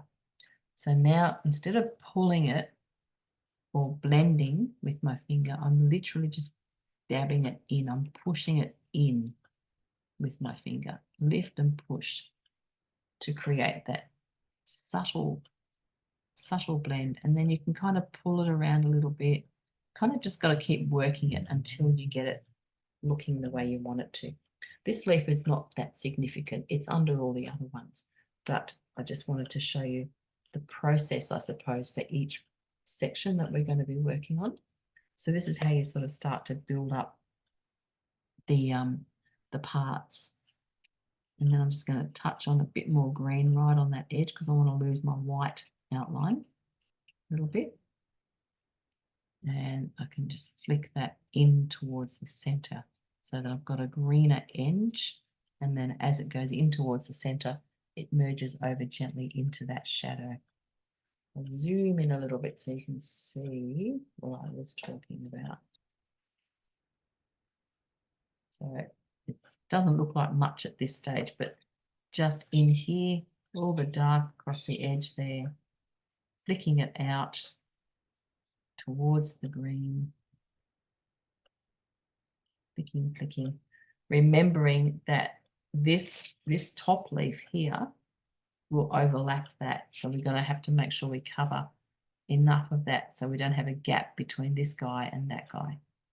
So sometimes you'd be smarter to go in a bit further than you need to, just to make sure that you're going to overlap that later on. So beautiful. All right, I'll zoom back out now so you can see from. I think I will. Come on. There we go. Out there. And then we're going to focus. So we can keep wheeling around. Beautiful. So that's that bit. Now we can look at what else is in there. This bit up here behind, very top, the very top behind that top leaf. Just want to get that in now, get that out of the way. So I'm just going to put this khaki green over the top of that one just to create a bit of variation in tone. Overlap a little bit that top leaf so that I don't get a gap between the two. So that's part of the branch that's wandering off into the distance. You can just let that sort of sit there. It has got a little bit of a light edge on it, hasn't it? Just on that left edge. Maybe we can use some of this limey green. And this is where it gets tricky with pastels sometimes. If you want to put a fine line on something, you've got to find an edge on the pastel stick. So this one's got a pretty sharp edge that I can use to draw just a very thin line down through there, just to give that a little bit of a shine. This would be so much nicer on a black paper. Anyway, so that's off in the background as well. It's also a little bit darker on the right-hand side, so I can come back now with my red and darken that off on that side a bit more. I feel like that's not dark enough. You know what I'm going to grab? I'm going to grab a very dark green. Have you got a very dark green in your palette? If it's an art spectrum, it'll be called a phthalo green, P-L something. It starts with P, but sounds like TH. Hang on.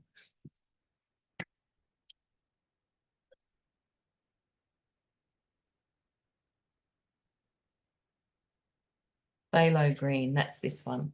See, it's lovely and dark. It's not quite as dark as my deep purple, but it's a nice dark green. So if you've got a dark one like that, that's a goodie.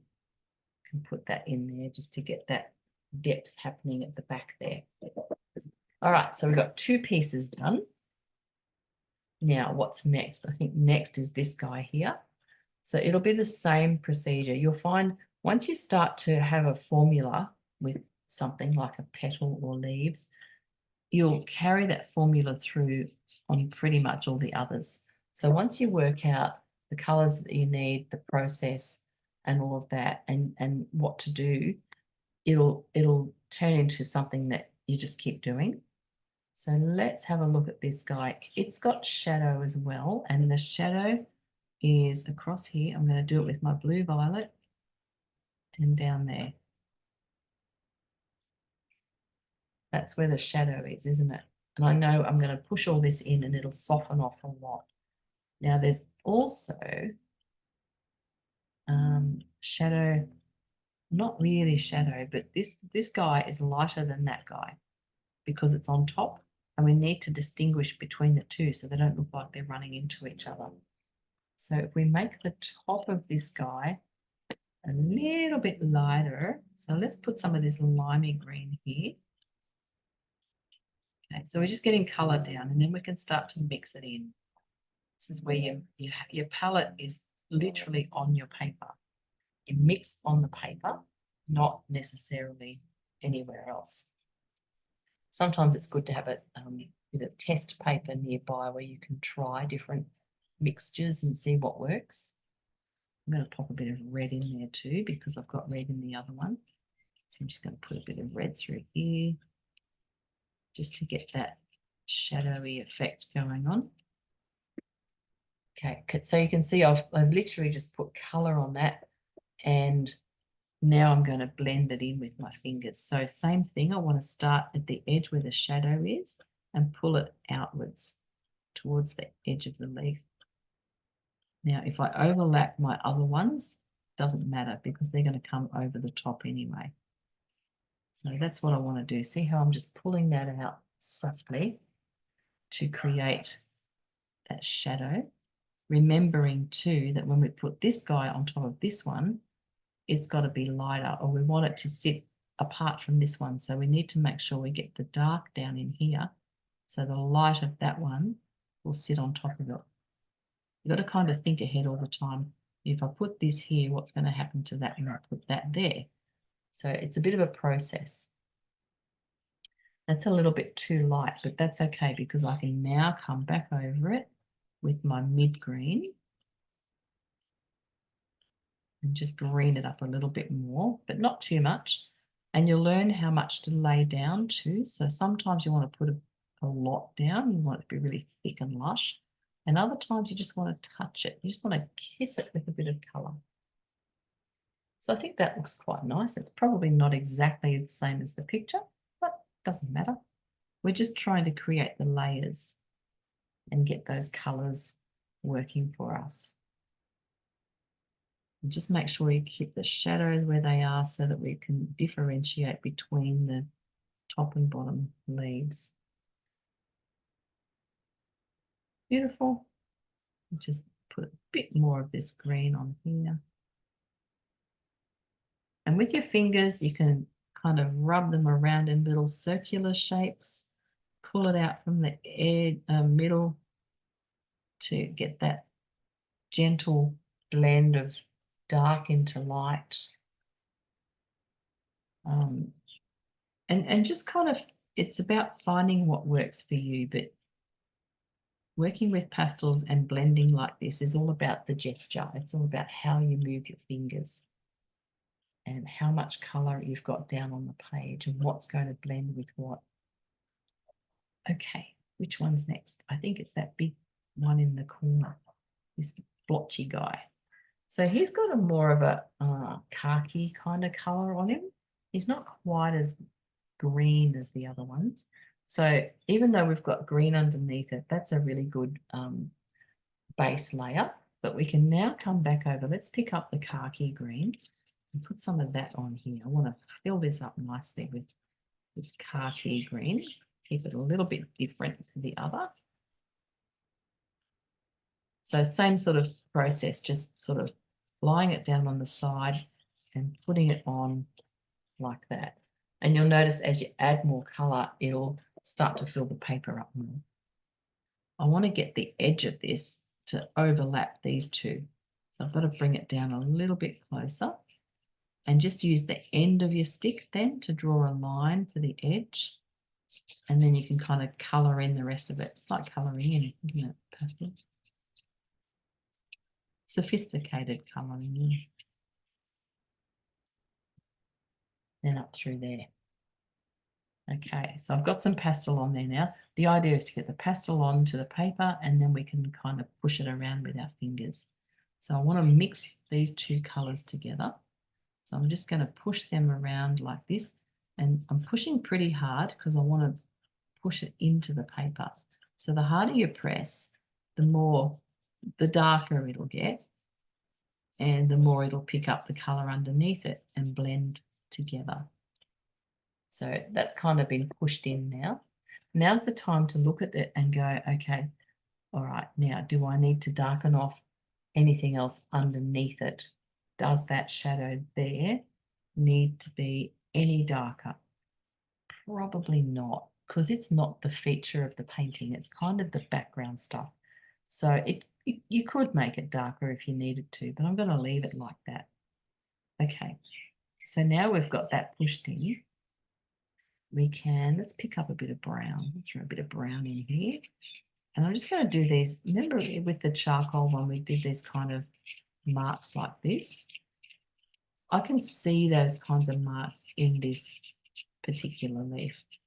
It's got kind of a scratchy kind of pattern to it. So maybe make those kinds of marks with your stick. So use the end of your stick now to get just a smaller line. Doesn't have to be a hard line, but just a soft line like that. So it's still kind of blurry, but it's giving the impression of the texture of the thing.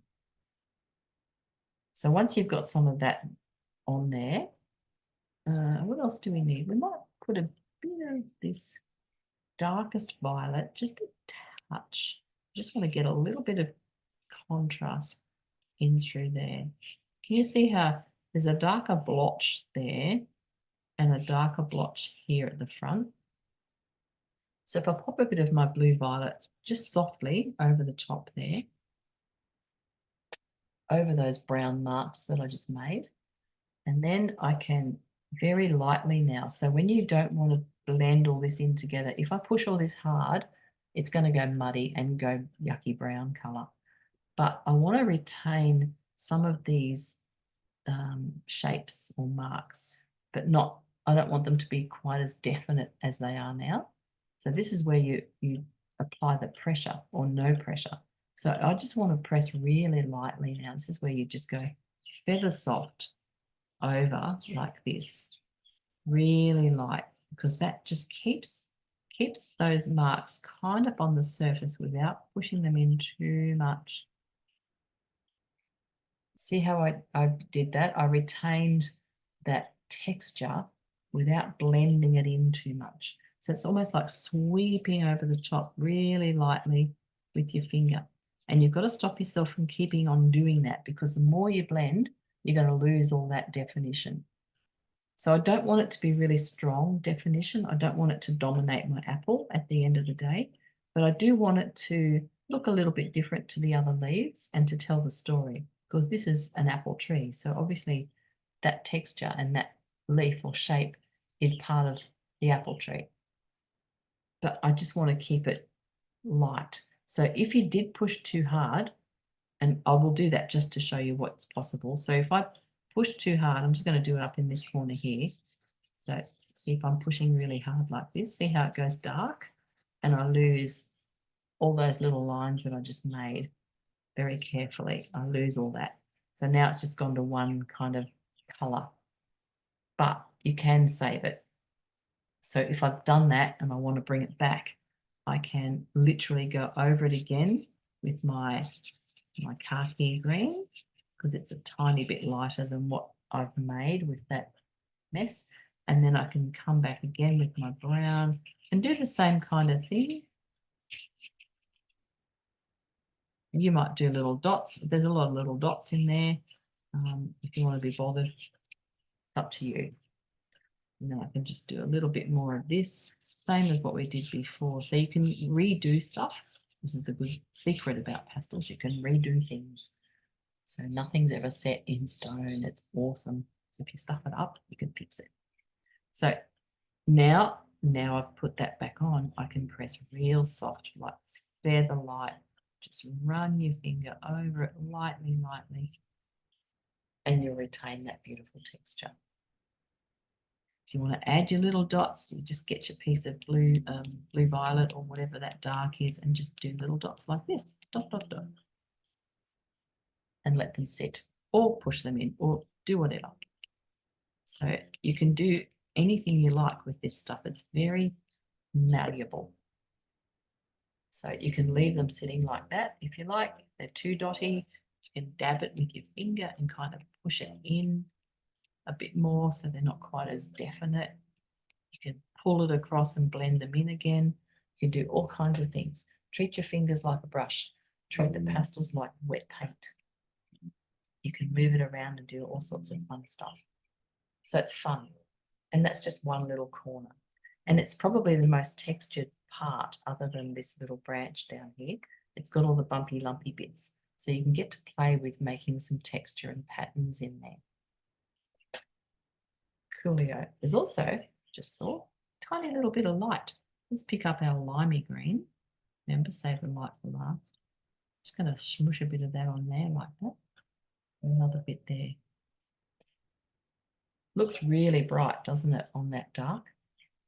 But I can just see two bits of light. There's probably 1.5, but anyway, I made mine a bit bigger just there. So maybe that's catching the light, a little fold or something in it. And there's little lights coming through from that right-hand side and shining on there. And if at the end of the day you get to the end of your painting and it looks weird and doesn't make sense, just go over it, push it in, get rid of it. Easy peasy. Okay, are we ready to move on to this leaf now? So we've got those two underneath ones done. We've got this big corner guy done. And now we can come in and do this guy because it's sitting up here pretty much on its own, but on top of our branch. So we've got our branch, or maybe we'll just do this stuff underneath it first. I'm not even sure what that is, but we can muck around a little bit in there, get some tone in there. So make a bit of dark in there with some brown, dark green or something. So you're always thinking, what's behind, what's at the back, what's underneath? Do that first and then work forward. Makes life a lot easier. If we had to get in here after we'd done this leaf, it's going to be too tricky. It's when you run into trouble. You've got to do things again and again. So just darken off under that bit there, so then we can build on top of it. We need to get something under there first, and then we can start to build on top. Bit of dark green, bit of brown or red, whatever you feel like. Whatever your dark is. Now remember, in our picture, this part was really light, but it's not as light in the color version. So now we can interpret that and say, okay, that's interesting. Why don't we make this part of this leaf the limey green? That's this beautiful limey color. Okay, so let's pop some of that on here and just blob it on because we're going to blend it and muck around a bit.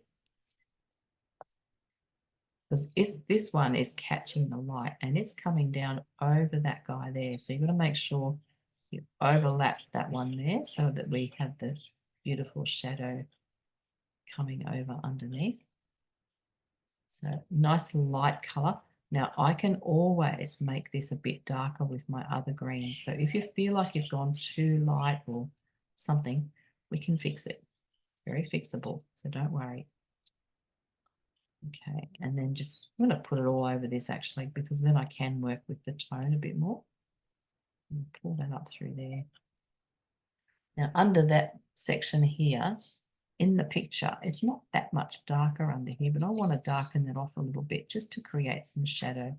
So that little fold through here, just going to darken that off a tad.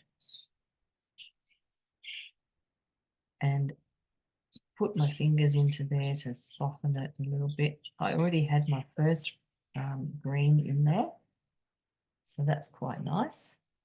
And then I'll go back to my first green. This is our mid green, our base layer.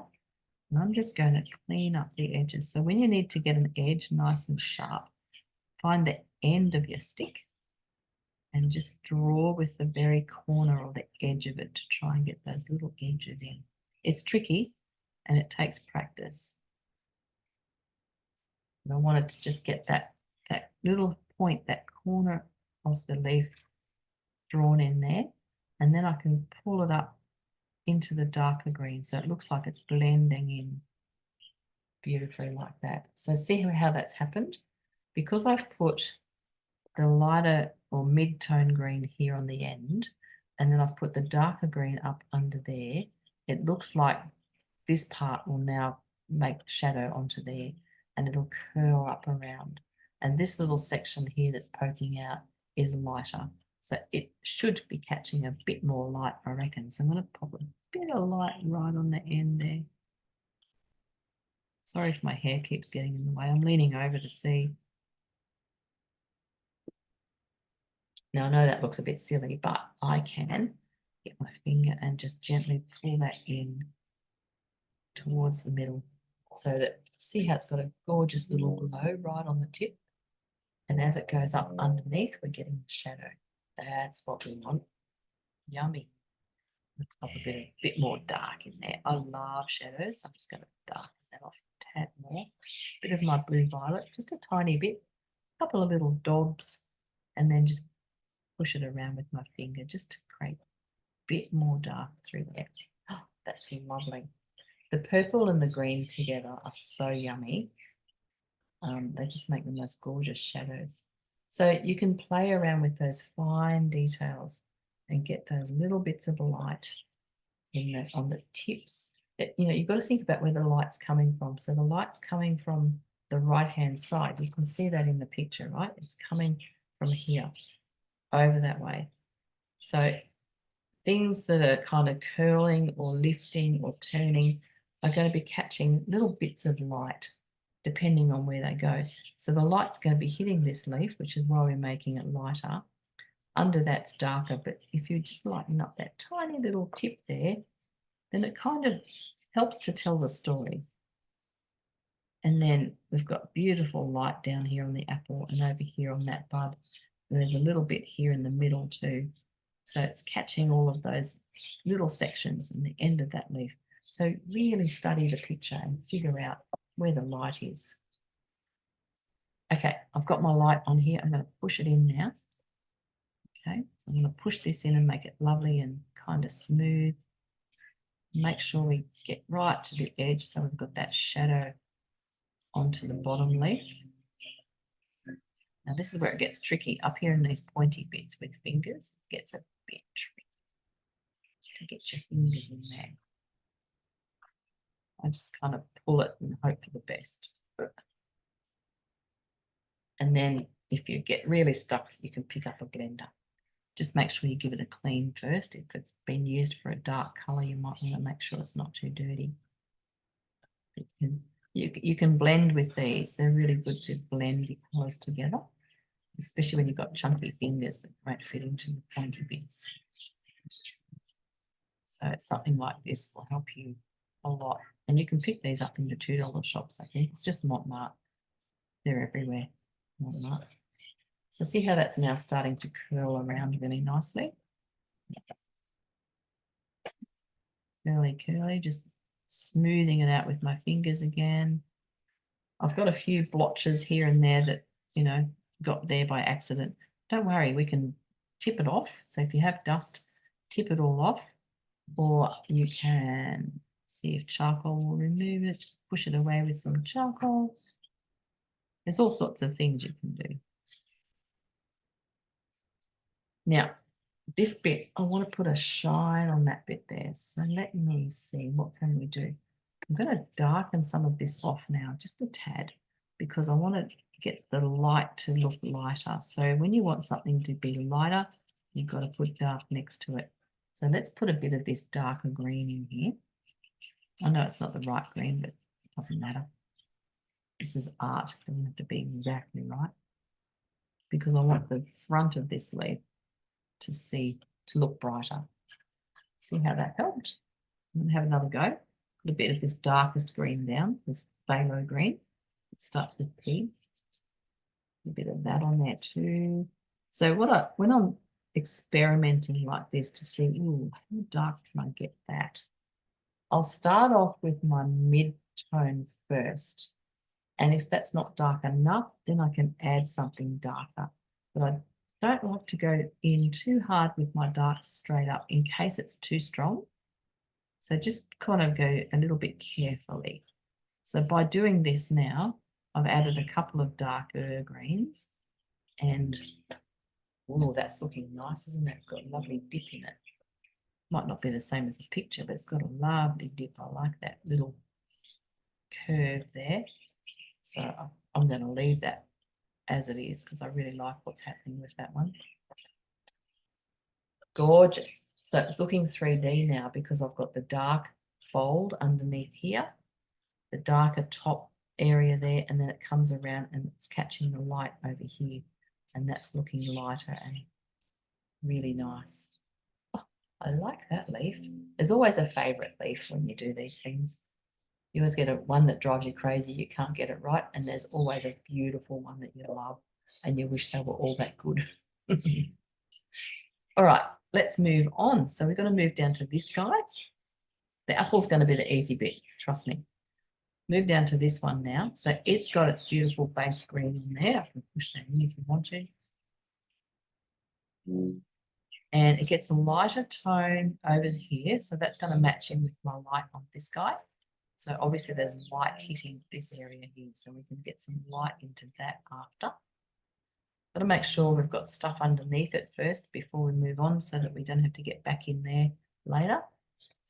And I'm just going to look at this stem for a minute and get some more of the stem done so that we can focus on the leaves. Let's do that. So I'll just get this bit of the stem in here. And maybe there's a little bit of light on the stem here and there as well. So just touch a couple of spots, get some light on there just for fun. That'll do for now. That will do for now. And the other thing to think about too, when you've got a light section that we're going to be putting in here, and it's kind of, I can't really see the detail of all that stuff. It's like a little bud or something and bits and bobs in this section here. But when you want to put light stuff down, you've got to make sure you've got dark underneath it. Otherwise, it's not going to pop. Okay, so just always thinking about what's underneath. Let's do the stuff underneath first. Okay, we've got our leaf here. Let's get stuck into this guy. So it comes over and it just sits on top of this other fella, this back one over here, and it has a little twist in it, this one. So I'm just going to bring it across to like that at the end. Give it a little tip. Make sure that you cover up your pencil lines. So we want to make sure we don't have a white outline around this. I'm just going to go a little bit wider so I cover up those lines. And bring that into there. Okay, now This leaf has, let's look at where the light is. It's got a lovely light tip over here, so you'll need to use the end of your stick. If you're not a pastel person yet, it's a bit tricky getting used to making the sticks do what you want them to do, or hit the paper where you want them to hit. Sometimes they don't quite get where you want them to. So see how that one's got a little edge on it? It's got a little curl on the end. So that's actually the bottom of the leaf, and it's flipping up and curling around. So that's going to be a bit tricky. We'll see what happens. So I've got the light on the tip there, and then I'm going to come up and just blend that a little bit to darken off underneath a tad. And then that kind of comes down to the edge. So see how it sort of looks like it's flipping a little bit. And I'm going to darken just under there a bit too, because I want to make that a bit more in shadow. Even though it's not as obvious on the picture, you can emphasize things. So don't be afraid to do that. So what I've done is I've put my light limey green on there first to get that lovely sharp edge running across there. Then I put my mid green, no, what was that other green I used? This one, this khaki green, kind of in there. I'm just trying to get a mix of greens happening through there to indicate that this is the bottom of the leaf with a shadow. Okay. And then I want to kind of just get my finger into that and soften that off a tad without blurring it too much. So hopefully that'll look like it's flipping a little bit at that end. And then I'm going to get my dark green again and just darken off this end as well of the leaf, because that little flippy bit will be casting a slight shadow on that end, hopefully. And it's kind of darker through here. So now I'm running my eye around the picture and I'm looking at where is it darker. So I'm going to blob a bit of dark on through there and up through there.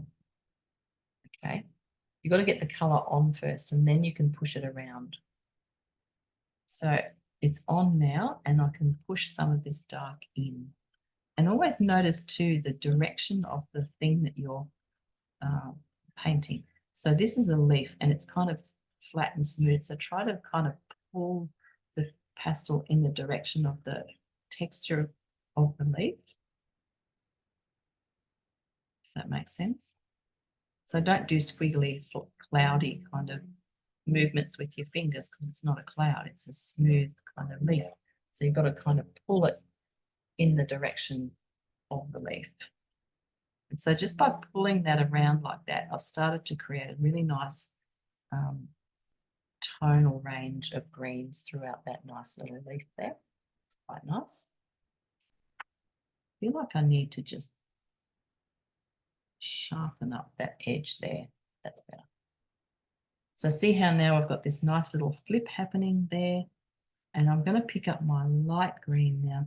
There's a vein. Can you see the vein? It sort of goes across there like that. And I know it's not that strong, but when I dab it in with my fingers, it'll kind of disappear a little bit and won't be quite as bright. And there's also a lighter color on this end of the leaf. And then we've got some light stuff happening in here. I'm just going to do some squiggly marks with my light there.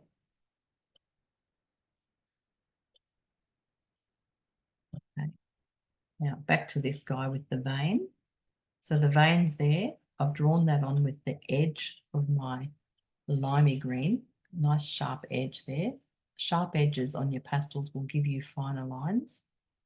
And I've drawn that on there. I've done a little bit of light through the end of the leaf because I can see it's much lighter through here. This is where the light's hitting all this stuff in here. Okay, and then just dab that in gently, so it's sort of pushing that in to lighten up that end of the leaf. And where I've drawn that vein, I'm just going to gently, lightly just pull it like this and see how it softens off and disappears a little bit. So it's not quite as strong. And where, if you want it to soften off even more, just push a bit harder and make it disappear. So the harder you press, the more you're going to push off the detail and you'll lose all those fine lines. But sometimes that's a good thing because you want to just make things quite subtle and gentle. Okay. Now in here, there's a bit of brown, there's a bit of, I don't know what there is, all sorts of colours. There's a little bit of a, like a white or creamy colour too, which I haven't picked up. So we'll see how we go. I'm just dabbing this with some brown and the green, bit of brown, bit of green.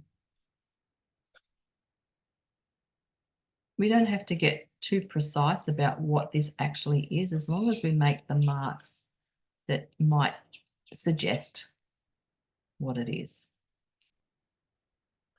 And that's just a combination of shapes and tones. So I've done some dark green in there now and brown. I'm just dabbing it to soften off those marks a little bit. So if something's too strong or too bright, just give it a dab and push it off into the distance a little bit more.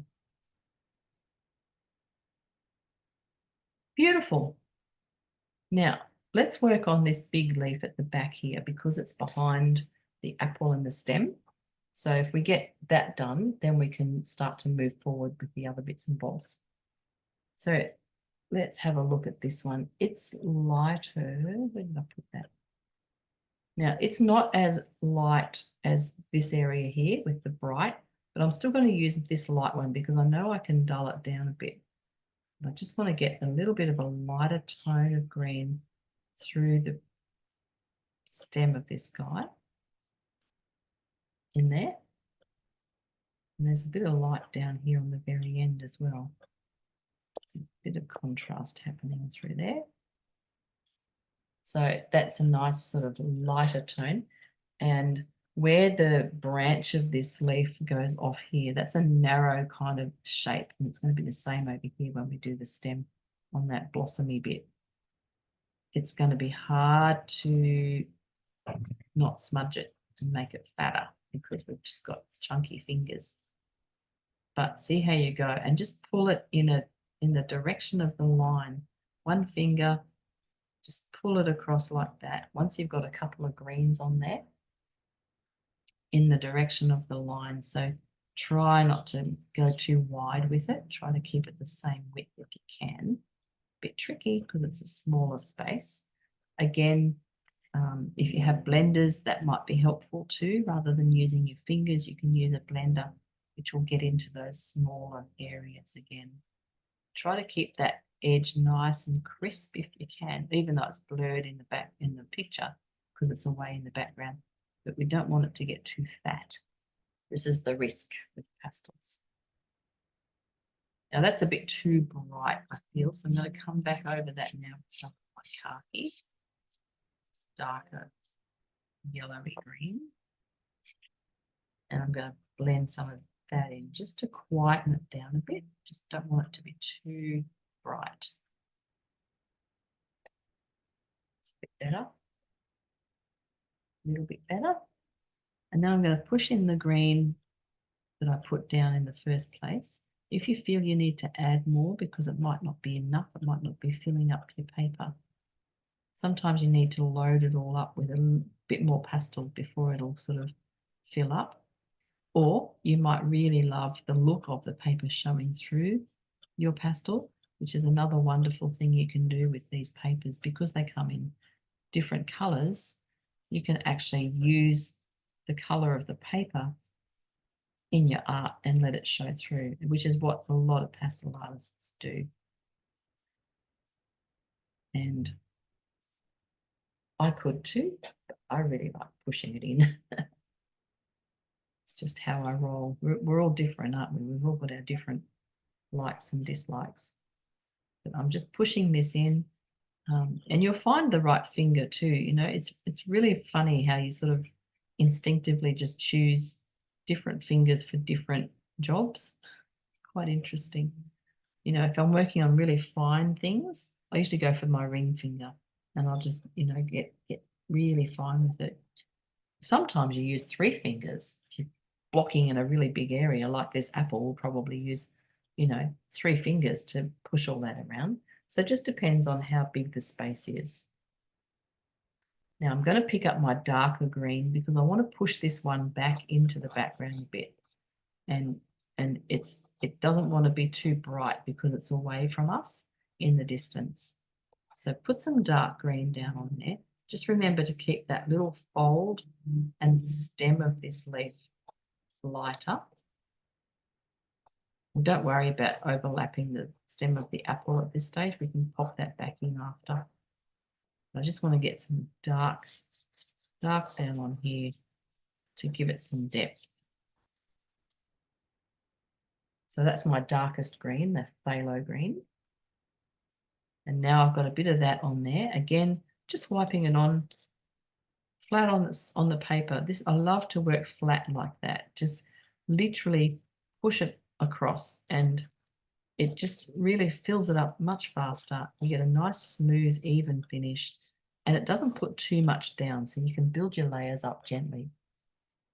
Okay, now we've got some of that on there, so I'm going to push it in. Again, pulling it in the direction of the leaf. So don't do fluffy movements. Do sort of pull it, yeah, in the length of the leaf. And when I do this, I often will keep my finger on the page and I'll just keep moving it around or up and down or side to side or wherever I need to go. But by keeping it flat on the page rather than lifting up and doing these dabby things. So most of us will do this when we're blending. But when you do that, you get an uneven finish, unless that's what you want, and sometimes you do, but you get an uneven finish and you get a lot of fingerprints. If you keep your finger on the paper, literally touching the paper the whole time, it gives you a much neater, more consistent coverage. And even you can vary the pressure. So right here in the right, see right there, I pressed really light, hardly touching, just really light. Then over here, I can go harder, press in and it goes darker. So you can vary the pressure, but if you keep your finger on the page, it's a much nicer, smoother result. So think about that. Try not to do these dabby things because dabbing just doesn't, it's not good if you're trying to get a nice smooth finish. So I wanted that to be nice and smooth, so I've kept my finger on the paper, just light, really light, and then harder where you want to blend it in more. Okay, and now I can kind of muck around a little bit down here. There's a little bit of light and dark shapes in there, very subtle. This is my limey green. I know it's too bright, but if I push it in now with my finger, then it's not bright anymore because it blends with the colours that are already there. So you can have an amazing range of tone and colour just by pushing it in or not. If you don't want to push it in, for instance, if I wanted this to shine, I could literally just let it sit like that and then it shines. So you have so many different ways of using the pastels. It's super good. And as I said earlier, everything's fixable. You can undo it easily, which is why I love it. I can't do watercolor because you've got to think ahead, plan ahead, be precise, and that's just not how I roll. I'm too messy for that. I like to be able to undo stuff. All right, let's get up to this section up here where we've got this little fold. So there's a fold that comes across like this. I'm just doing it in my khaki green. I don't know if that will be light enough. I might have to lighten it up a bit. There's that lovely little fold there. Leaves are yummy for folds. So nice. That looks nice. And then I'm going to come in underneath with my dark green. Like I did up here on the other leaf, I want to get a bit of shadow just under there. to try and create that gentle fold, and then softly pull it up with the pad of my finger, starting in the dark on the edge, and then flicking it up to try and create a bit of a tonal range where it's folding. And now it's too dark, so now I can come back over with my light again and just touch the edges on with the light.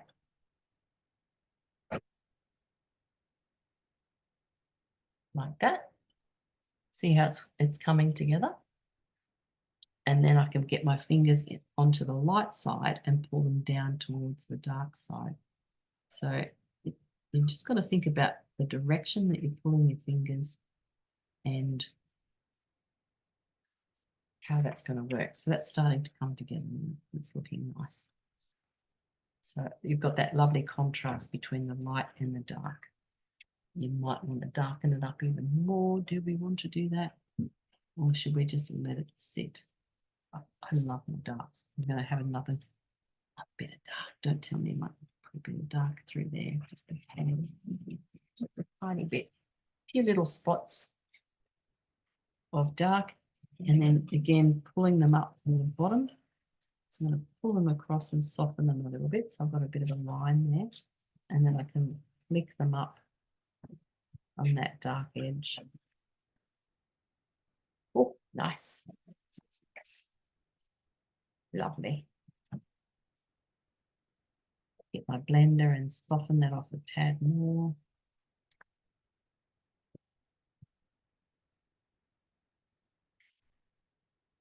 Beautiful. So that's a nice little flick on that leaf there. Good stuff. Add a bit more light down in here.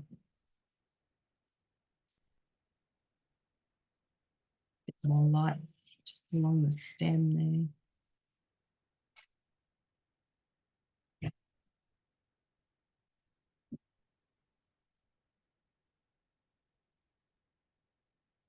Now I need to blend it up again because it's gone too stripy. So it's about working, back and forth until you get it right. A bit more dark green. Remember I said before you have a favourite leaf and you have a least favourite leaf? This is my least favourite.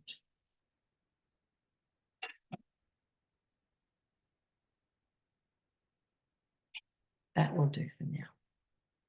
That'll do for now. And we can move on now with let's go up and do this little bud guy. So it's got, what colour is the branch of that? It's not green, it's kind of dirty brown. Okay, let's put a bit of brown in there. I know this is too dark, but we can have a bit of a play with this one.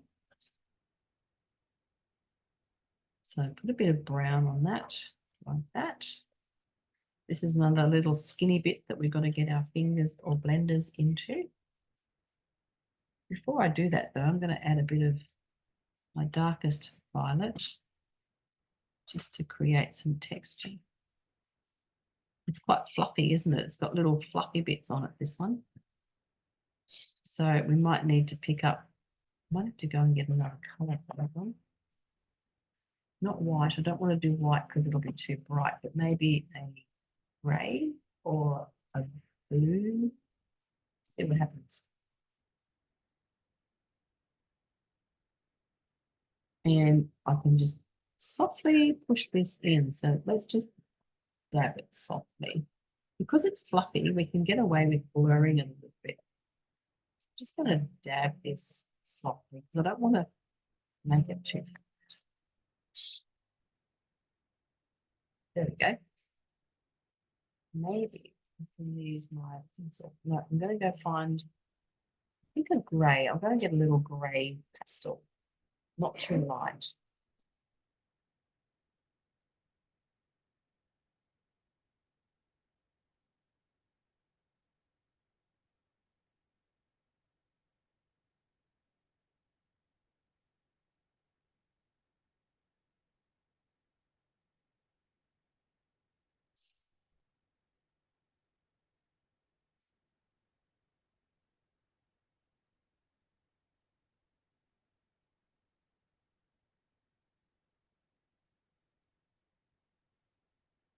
Okay, here's a grey.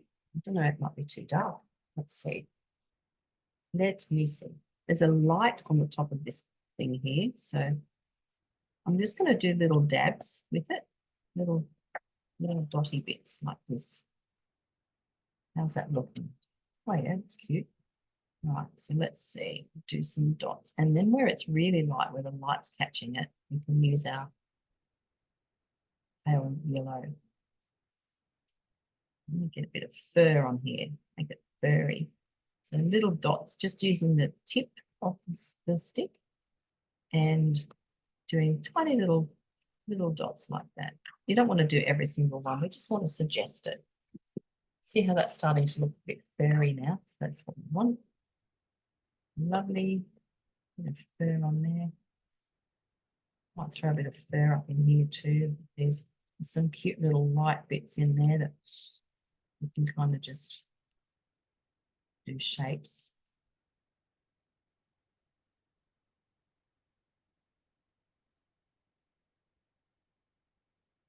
Up that boot. That looks right. Then when it's where it's really bright, so it's catching the light right here. So this is quite a highlighted area. This is my bright lemon yellow that we're going to save for last. As I said, save it for last. Oh, that's very bright, isn't it? It'd be a bit too much, but anyway, I'll leave it and see how we go. Always quieten it down if we need to. I like it though. Okay. So when I say save the light for last, it's like save it, not necessarily for the last moment of the painting, but it could be the last part of each section. So, you know, you get to the end of making that leaf and then you put the light on. So it's those little save the last parts. Let's move down into this blossoming thing.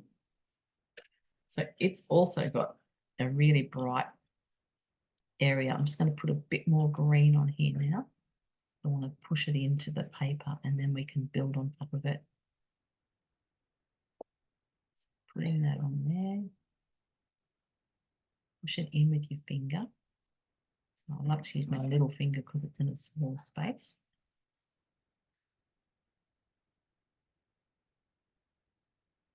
Bring it around like that.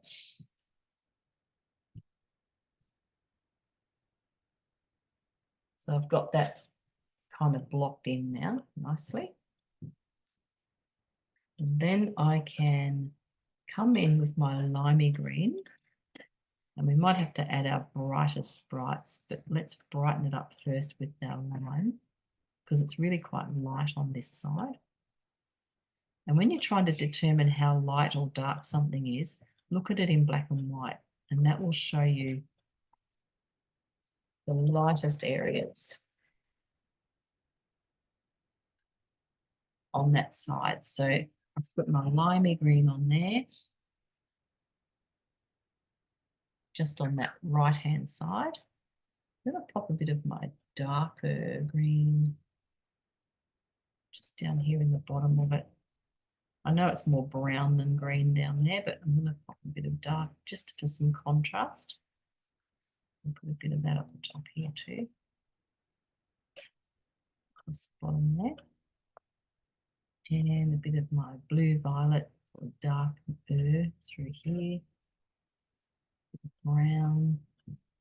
See, I'm just patching colour on at the moment. I'm not pushing anything around. I'm just getting some colour down that I can play with basically.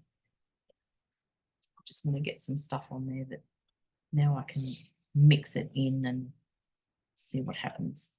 So I'm going to start in a light bit and just dab that in. So little dabbing sort of movements with my fingers down towards the bottom there. And just dabbing it all in. I want to blur it all off a bit. I don't want it to be too definite. So by dabbing it, you're not blending it so much, but you're just pushing it in and merging the edges together of each colour. So you get a really nice little effect without mixing it up too much. Let me get that grey again because I just want to lighten up the top of this guy where it meets the thing, flower or whatever it is. Put a bit of grey down at the bottom too, that browny grey colour across the bottom there. This is quite good for that actually. Nice. And it's also got fur. Can you see the fur right around the edges there? I'm going to put a bit of fur around there with the grey. Don't know if it'll be light enough, but we'll try it. Yeah, that'll do. That'll do all right. It'll depend on what colour paper you're on. If you're on a black or a really dark paper, then a grey will shine like white. If you're on something that's a bit lighter, it won't show up as much. So it just depends on the colour. Quite nice, that'll do. Quite like what that's doing now.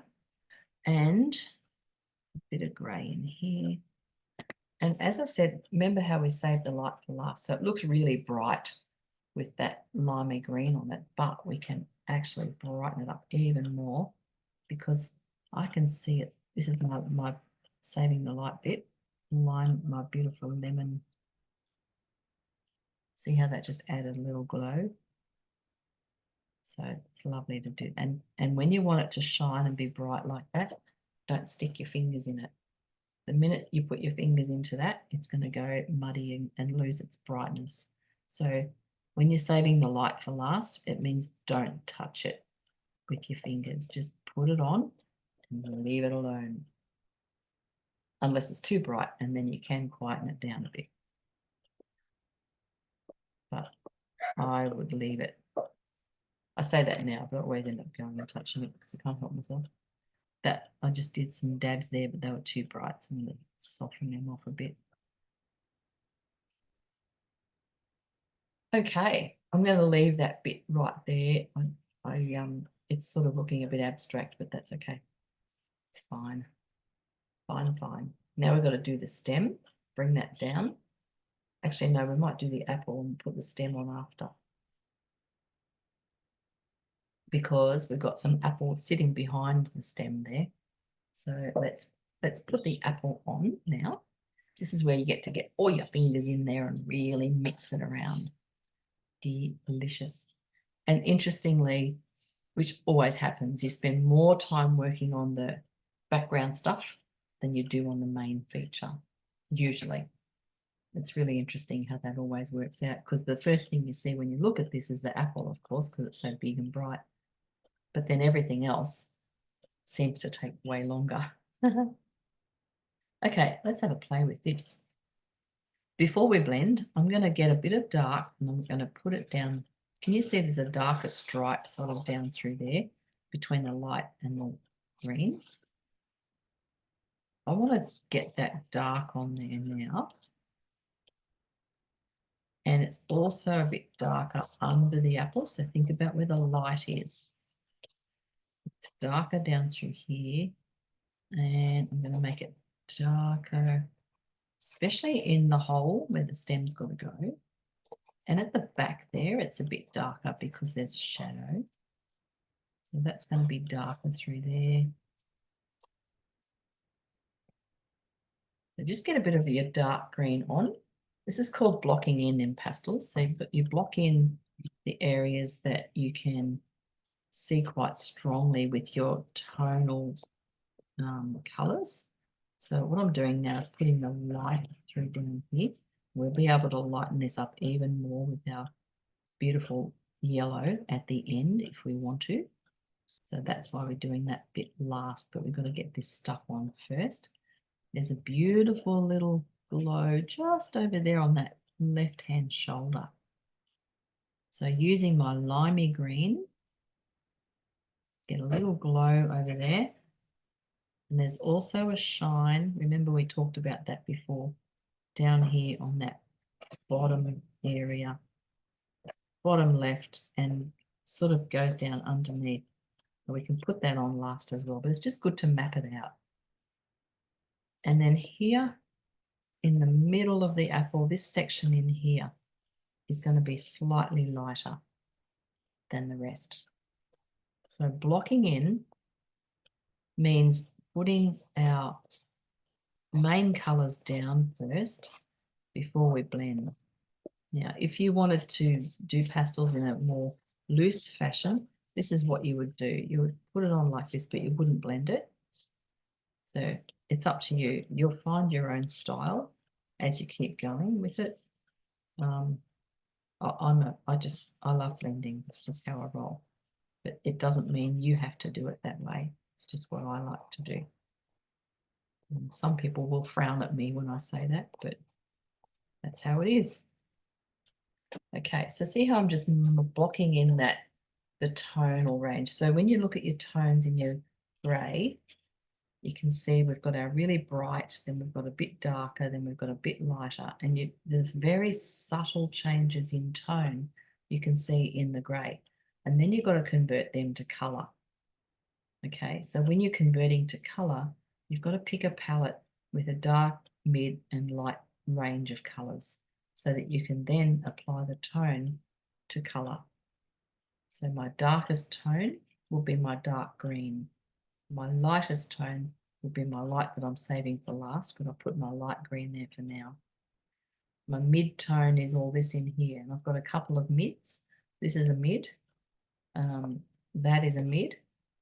So there's two mid tones there that I can mix together to create a really lovely combination. So it's all about the tones that you use. I'm also going to put a bit of dark down through here. If you can't find the tones in the color picture, look at the black and white one. That'll give you the information you want. So to create a hole in the apple for the stem, I need to get some dark in there.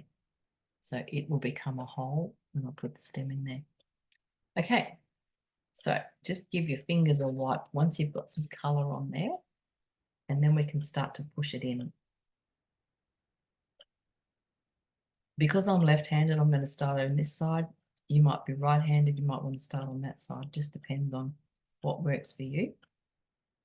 But I'm going to start over here, and I'm just going to start to, and when you do it, pull the color in a circular apple shape.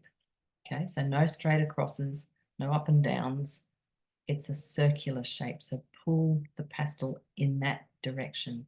It's like a brush pulling the paint around. You want to convey the shape of this apple. I've got 3 fingers on the paper now. This is where you get to use more than one finger. And I'm literally just pulling this around like this. I'm staying on the paper and I'm pulling it, and see how that's blending those colors together so beautifully. Up here where the hole is, I'm just going to zhoosh that a little bit with my one finger. So I just want to get that shadow tone stuck into the paper to sink down in there. So then it's going to give me that beautiful dark tone, and then keep pulling. Okay, so pulling around. As you get around to the front of the apple, it's kind of more vertical, but still try to keep that rounded shape. So 3 fingers down on the paper, and it doesn't matter if you mix all the colors together because we can put more on. You can always add more, and when you get to the very edge, try hard not to let it get all blurry and go outside the lines. Keep that last finger right on the edge to keep your edges nice and sharp. Oh, doesn't that look nice? I love it when this happens. This is the fun part, when you start to push it all around and then you look at it and go, oh, wow, that's cool. There you go. So putting those colors down has given us that beautiful, beautiful combination of tone. Now you can leave it like that. If that's what you love and you're happy with that, you can always leave it like that. As I said, everyone's got their own style. If you want to smooth it out even more, you can. So we could do now, once you've got it pushed in, then you can kind of just come in with your 3 fingers still, especially in this middle area where it's kind of smoother, and just start to run your hand around and blend those colors together to get a lovely smooth, round feeling. Yummy, yum, yum. So remember, you've got to have enough pastel on the page to do this. So you've got to load it up a little bit. If it's not mixing properly and you feel like the paper's still showing through and you want to fill it up even more, put more pastel on your page. And it will depend on which pastels you're using. So if you're using really creamy, buttery pastels like a Schminky or Art Spectrum Extra Soft, those little squares, then it'll fill up a lot faster. But if you're using something harder like a Rembrandt, then it'll take more, it'll need more pastel. So it just depends on the brand. I like the look of that. It's looking really nice. So just keep mixing it around. Make it how you want it to be. You can add more pastel if you've mixed it in and you want to add another color or darken or lighten something. Just put more on and then keep blending it in. Okay, it's really nice. I like to add, I like to use a few different tones of the color, or like the green or whatever, just to get that beautiful variation of tones throughout.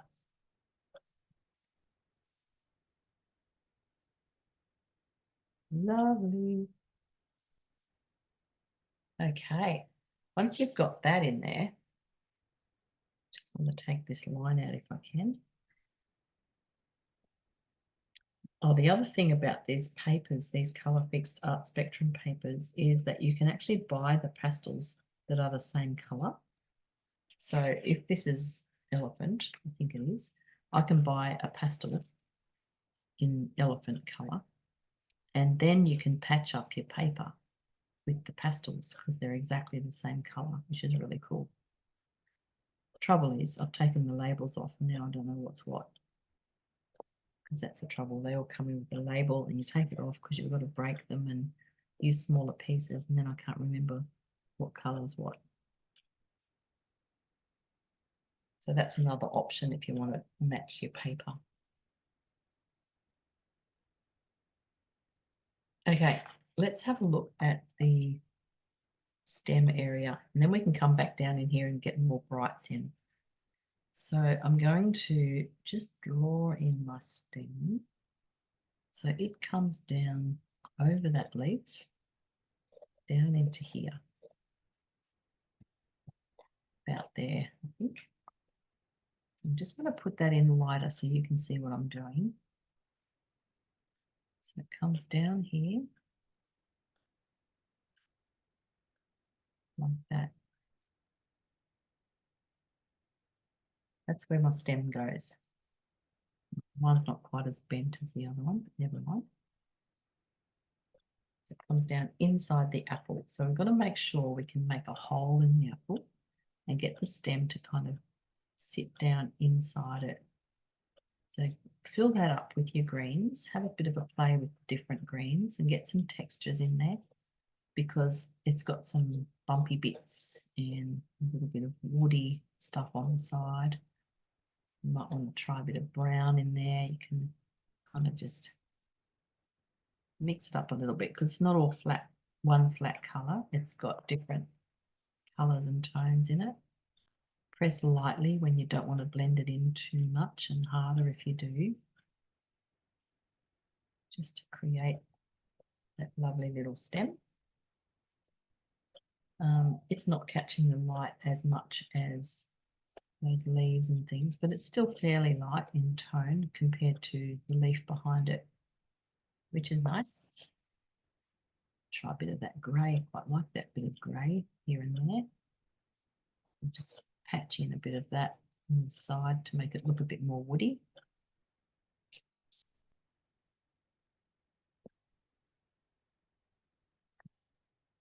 And then before we go much further, I just want to make sure that I've got this browny colour that's sort of coming out either side of where the stem goes in. If you can see that, this brown's not quite right, but if I throw some grey over it, it should work okay. That goes down inside there a little bit. I'm going to add a bit of my blue violet as well, just to darken off a little bit in there. I'll bring the front of the apple across where the stem comes into it. And I just want to get these in here first, and then we can kind of push them in and start to create a hole. Because it's got to be darker, it's sinking down into the apple. Okay, so I've got a bit of brown, a bit of blue violet, either side of that stem now, where it's going to have a hole. Now we've got to kind of pull these out in towards the green of the apple so that it sort of softens off a little bit. So I'm just going to, and look at the direction that they go. So they sort of go over like that. Ah, look at that, a hole already, amazing. So get your darks in there and then use your finger like a brush and flicker them out. Flicking, flicking like that. See how that made a hole? It's all about how you pull it. So you've got to pull it from the stem and go out and kind of curve it slightly so that you get that little dip,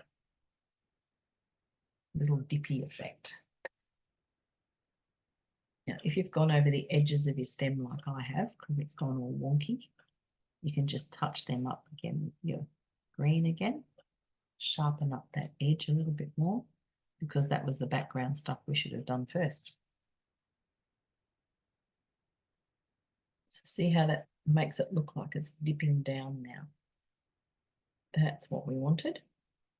And then I'm going to tip off this dust because it's starting to settle on my paper. It's getting in the way. Just a minute. Tipping up my dust onto the towel.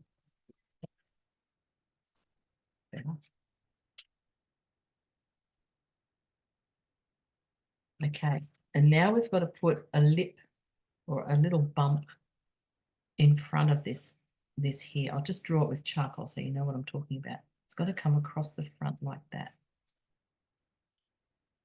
in front of the stem and the hole, because that's the bit of apple that sort of isn't in front of it. So if we use our green and just draw across here like this, it's like a little bump. It sits in front like that, and that should hopefully then help to sink it down into the hole behind this bit of apple bump, that bumpy bit there.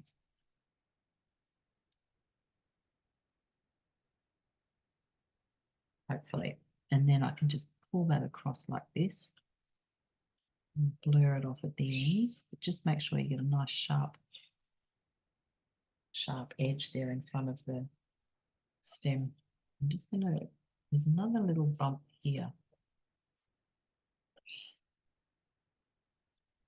Let's see if that does something.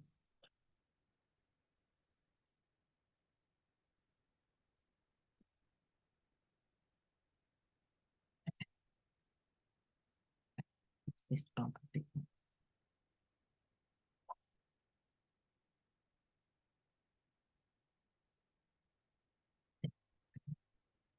Lovely. So I just want to have this bit here kind of all green so that it sits in front of that stem.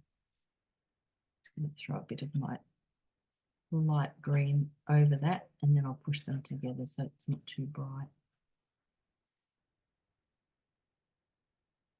Pushing, pushing.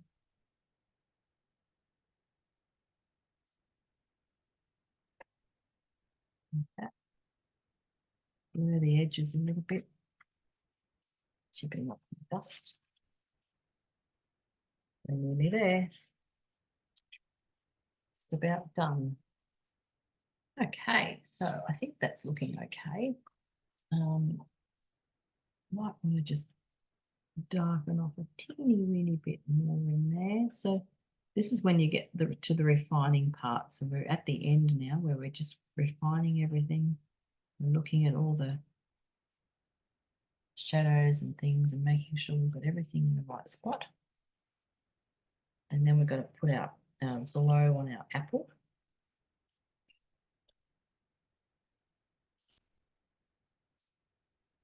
So this is where we got to save the light for last. Are you ready for this part? You can always come back and touch things up afterwards. But let's get some glow in here. Just want to jump back up in here first for a minute and lighten a little bit up in there, just some little spots that need some light. There we go, that'll do. Now, this is quite light, so just be sparing with it, but we're going to put some light here at the top of the apple. This is where it's really bright. See how light that lemon yellow is. It's a beautiful colour. I'm just dabbing it on. I haven't blended it in yet because if I blend it, it's going to go dull again. So I just want to have it quite strong there. And then I'm going to pull some of it down into here, lie it flat and pull it down. I kind of want to taper it off a little bit as it comes down. I'll have to blend some of that in a bit more, but I want to get that nice and sharp on the edge. Nice sharp as you can with your pastel for the brights. And then on that bottom left corner, see there's a little glow around there. So try to use just the edge or the side of the stick to get that gentle, very fine little glow through there. It's hard. It looks amazing. And then there's another little glow softly. It's almost like fluff on the edge of the apple, isn't it? Down through there. This is where you get the impact. When you add these little bits of shine to things, this is when it pops. For me, it's the best part because I get to kind of wait till the end before you put the light on. It's kind of exciting. So once you've put it on like that, just going to put a bit more through here, then you can gently blend it in if you want to, or you can leave it sitting as it is, up to you. I'm going to soften off on this left side because I want to just not have that as bright. I want it light, but not as light as the other side. So just gently pulling my finger over it to blend it in a little bit. I'm going to do the same thing down here on the bottom because I just want to soften that off a little bit as well. Sometimes it only takes one sweep of your finger. If you keep going over it, it's going to get dirty and lose its brightness. Sometimes that might be what you want. Just depends. So that's the bottom bit. I don't like what's going on there, so I'm going to come back with my green and just go over that a bit. So you can always patch things up with the first colour if it's not quite sitting where you want it to.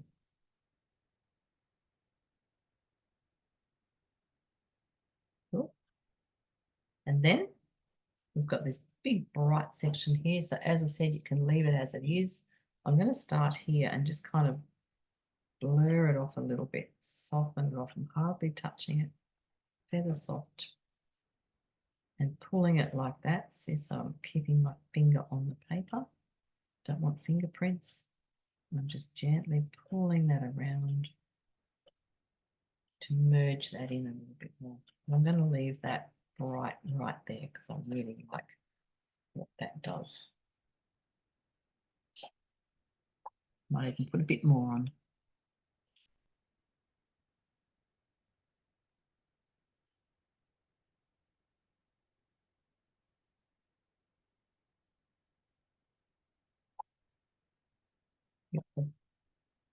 Beautiful. Then just run your eye over your painting and think about, do I need to add a little bit of light here on the stem to give it some contrast? Do I need to add a bit of light on this leaf that I don't like? There's always one. Come back and fix that up. Not touching the other one because I like it. But yeah, get to the end and you can start to look at the detail and decide, do I need a bit more dark up in here where we started? I'd like that little bit of shadow through there. Might need to darken that off a tad. better. Is this stem too bright now? Maybe. Yeah, it is a bit. It's a bit. I might quieten that down with a bit of green. So you kind of run your eye over it. Best thing to do is walk away. Looking at things from a distance makes a huge difference. You'll see things you can't see and when you're sitting still. So always walk away. That's why I like to work on an easel, because I can step away all the time and check it. And you see things that you don't see when you're sitting down. It changes the whole perspective of everything. Fantastico. All right. So I'm just going to take a photo of that, and then I will flip over to our other camera, and I'd love to have a look and see what you've done, if you don't mind showing me. And if you've finished, then I would love to have a picture so I can pop it in the newsletter next week. It would be amazing. All right, now where's my keyboard and stuff? Just bear with me while I make some space here. Give you time to get organised.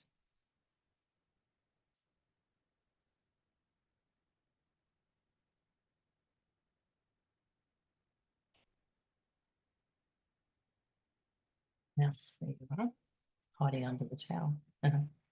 All right, just come back to the other camera, or screen, I should say. There we go. Everyone's still here. I didn't run away. Amazing. I'll just ask you to unmute so I can hear you.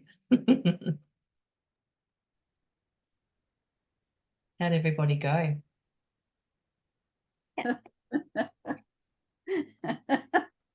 Wendy's laughing. I struggled with that, Jeanne.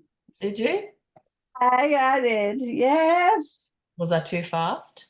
No, I don't know. It's just been a long time since I used pastels. And I'm never good with fruit. I'm just not. I should eat more and become more familiar with fruit. No, the leaves. I had trouble with the leaves. Yeah. Well, I had trouble with the whole thing. But anyway, it doesn't matter. I enjoyed it. All practice, Wendy. Yes. Isn't it? It certainly is. You're not born knowing this stuff. It's sometimes the colours that, you know, the greens that you put in, and you think, oh, I've got that green, and then when you see it on your paper, it looks different to what you've got from what I've got. Yeah. Yeah, it always looks different when you put it Yeah. down on paper, and I think the screen changes the colours too. Yeah. Yeah. But you know, you've really just got to work with what you've got, haven't you? Yes, because you can't. I can't get what you can get over there. No. No. Oh, the pastels. Well, I've got Smikey and Rembrandt, but I can't get Art Spectrum. they haven't got those locally. So. And you know those brushes that you were saying, they get in the $2 shop over there. Well, they're about $22 or something in the art shops that are over here. Same brand? I don't know. I didn't check, but the same things. Yeah. Okay. Yeah. Get that on March stuff. I've got, you know, you can get those in the cheaper shops, but when I looked to see last time you suggested those, and I thought, oh, they're expensive. And then, oh wow, okay, because I think they're about $15 here, 16 or something. Yeah, but I think New Zealand's a bit dearer anyway, isn't it? I think so. Yeah. Oh well, maybe I can smuggle some over for you. Yeah. How did you go, Shane? Very messy. Yeah. I'd love to find a colour that I could do the outline, get rid of the outside the object. I've made such a mess, I think, blurry little lines on the outside. Yeah, it's a messy medium. Sorry, can you see that? That looks awesome. That looks great. Wow, that's beautiful. I wouldn't be too worried about the edges. That looks great. Yeah, I had trouble with the leaves, I think, Yeah, especially the leaves, not just leaves. leaves are tricky. Yeah. It's so tricky. Well, you'll be pleased to know we're not doing any more fruit. So that's good. Oh, really? Yeah. I like to mix it up. So I think I've got a landscape and can't remember what the other one was, but yeah. So We did Catherine Gorge when we did the garden at the end of last year. And one of those things that we did, landscapes you did last year, was that from Catherine Gorge? yeah, I think so. Yeah. Because that's what, when I was looking at that, I thought, oh, that looks familiar. Yeah, definitely. Pretty sure it was. Yeah. Well, I think it had, and do you want to show me what you've done, Christine? Oh, can you see? I don't know. Yes. Oh, that looks great on the blue, doesn't it? Yeah, well, that was, Yeah, beautiful contrast. It's all about the contrast and the Yeah. tones. that's Yeah. what so Yeah, you've interpreted them really well with your colours. yeah, Lovely job. thank you. Lovely. What about Wendy? You're not going to show me? Mine looks more like a green cherry than an apple. Oh, okay. It's very round, isn't it? Yeah, it does look like a cherry. No, that's great. Your blending looks good. I like it. Cute. Yeah, nice job. Nice job. Well, I don't know whether Caroline's here or not. Her iPad's on, but there's nobody home. So if you're there, Carolyn, I hope you had a great class. So when you're finished, if you're not finished already, do you want us to take a photo of your artwork and send it to me on email? Yep. Great. Can do. Thank you. That'd be amazing. I'll pop it in the newsletter. And then you'll be able to see your art up in lights. Good job. Well done, everyone. Thank you for joining me today. Thank you. Any questions? Problems? No, Nothing? I don't think so. Okay. Good to go. Okay. See you in a Thanks, week. No worries. Okay, Bye. bye. Bye. Thanks for coming. Bye. Bye-bye. I'll send you the video if you want to replay it. Yes, please. Yeah. There's Carolyn. I don't know what was happening. Can you hear me talk? Yes. Oh, good. Yeah. How did you go? Oh, okay. I've got lots to do. Ooh, Oh, gorgeous. Lovely job. I forgot it was on today. Oh, did you? Oh, I had mahjong yesterday and I had 18 people and I was flat out. Oh, gosh. And then I thought about 9:30, I thought, oh, must be this Thursday. So I'm very sorry. That's all right. That's all right. I hadn't heard from you because I did send everything out on Tuesday. So, I've been busy and my family's living with me now. oh, goodness. Okay. Yeah. That's easy. Oh, it's lovely. Yes. You love it.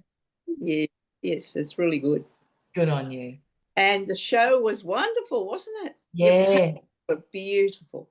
Oh, thank you. Thanks, Carolyn. You're so talented. Oh, thank you. It's only taken about 17 years of practice. Well, that's true, isn't it? Yeah. No, it was I'm glad wonderful. it was a success. Yes. Yeah, it was a wonderful opening. Yeah, we had a great time. So, We'll see if yeah. we can go down to have a look. Come to Toowoomba. We'll. Good. All right. Lovely Lovely to see you. everybody. Yes, you too, and Christine.